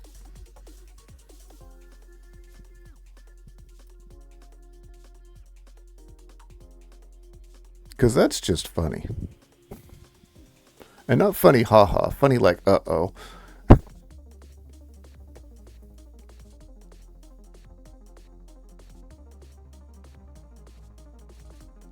How did it come back here?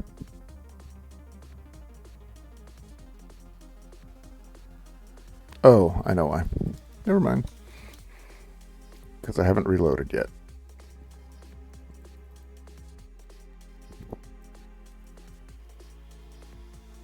And now it's back in here. Okay, so there's something else in this copy paste.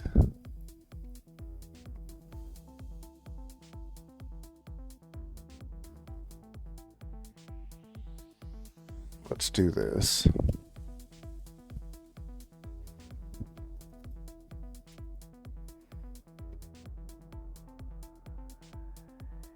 I'm not going to copy those again. I'm going to you. And let's do office worker again.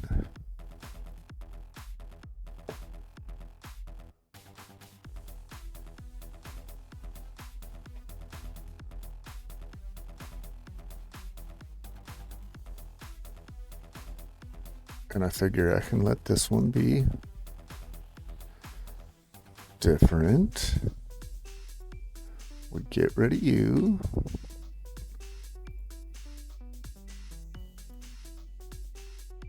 And let's hope that we got rid of the suitcase.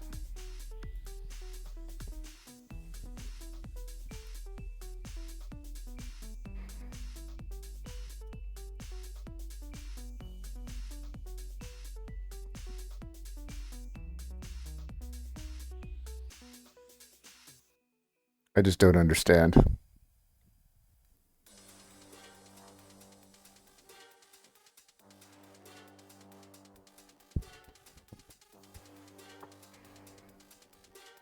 This upsets me.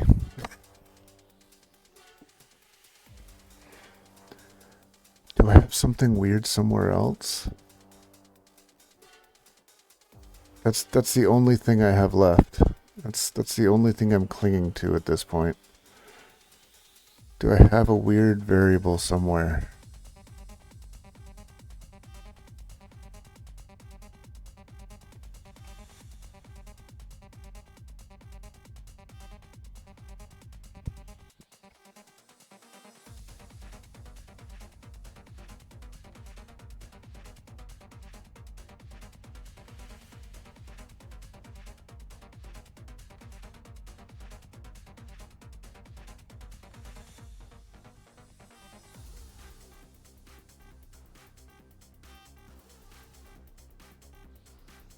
You know what? That's a great idea. That's exactly what I'm going to do. We're going to go here. Copy. It's behind. What? Can I? What?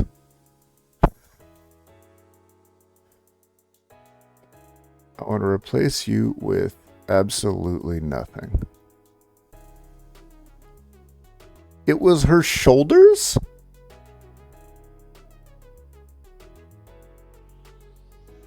The briefcase gives her shoulders?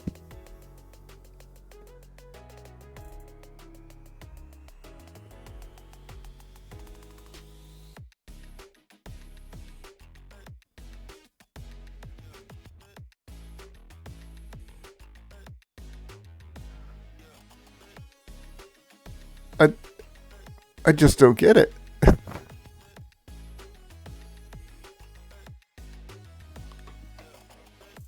So it was just it's a stacked emoji?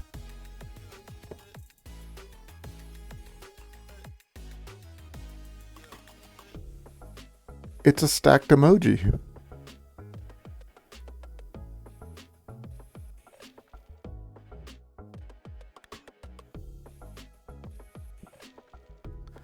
I guess we can put this one back.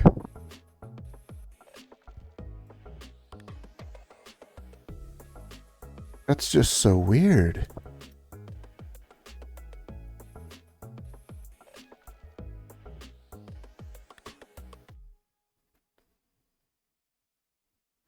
I don't know what you do with that. I don't know what I'm going to do with that information.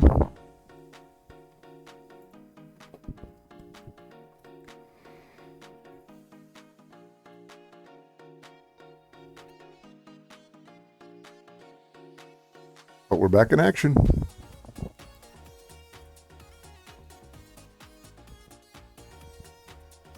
And I think after chasing that squirrel for far too long, let's make sure that we get all of this pushed up.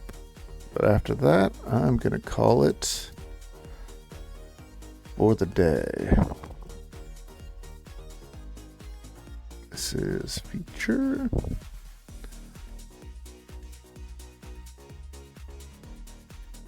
I haven't even tested auditd to see if it works. How dumb is that?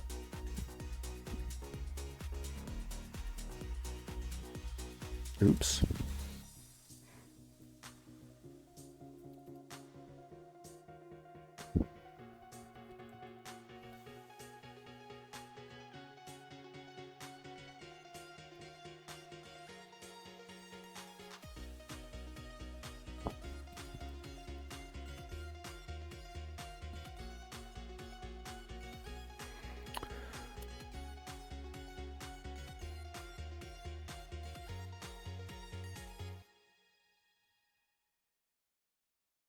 Actually, I use the emojis very specifically so that I see which machine I'm on.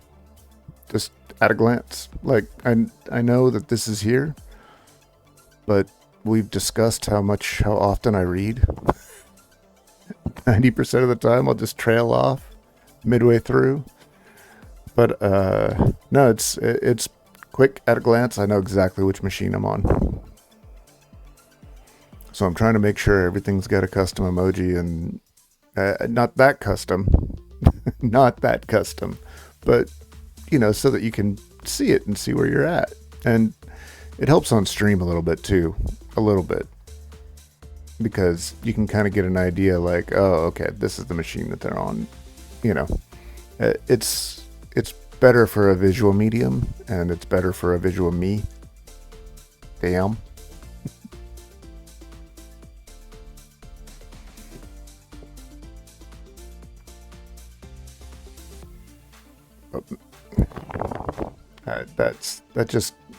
It's hilarious to me that's the briefcase is her shoulders. I didn't even notice that the emoji was different. Like, it didn't click to me that that's just a head with no shoulders. But like, why are their shoulders not briefcase related? Is it because of the hard hat? I don't know.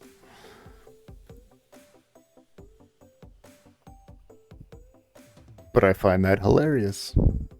Construction workers don't have a briefcase,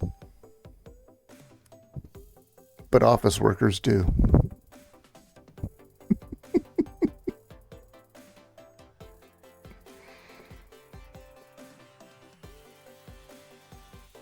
I mean, I suppose it's only a matter of time before our pictograms start growing like that.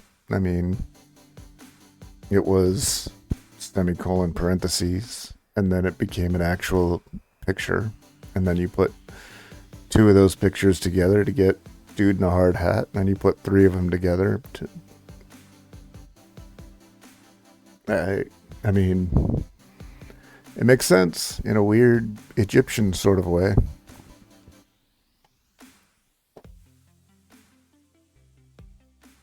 But with that, yeah, I think that's the end of my day today.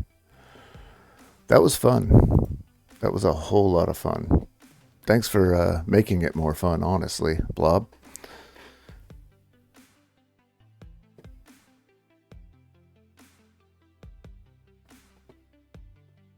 Have a good one, day or night or whatever it is. Take care.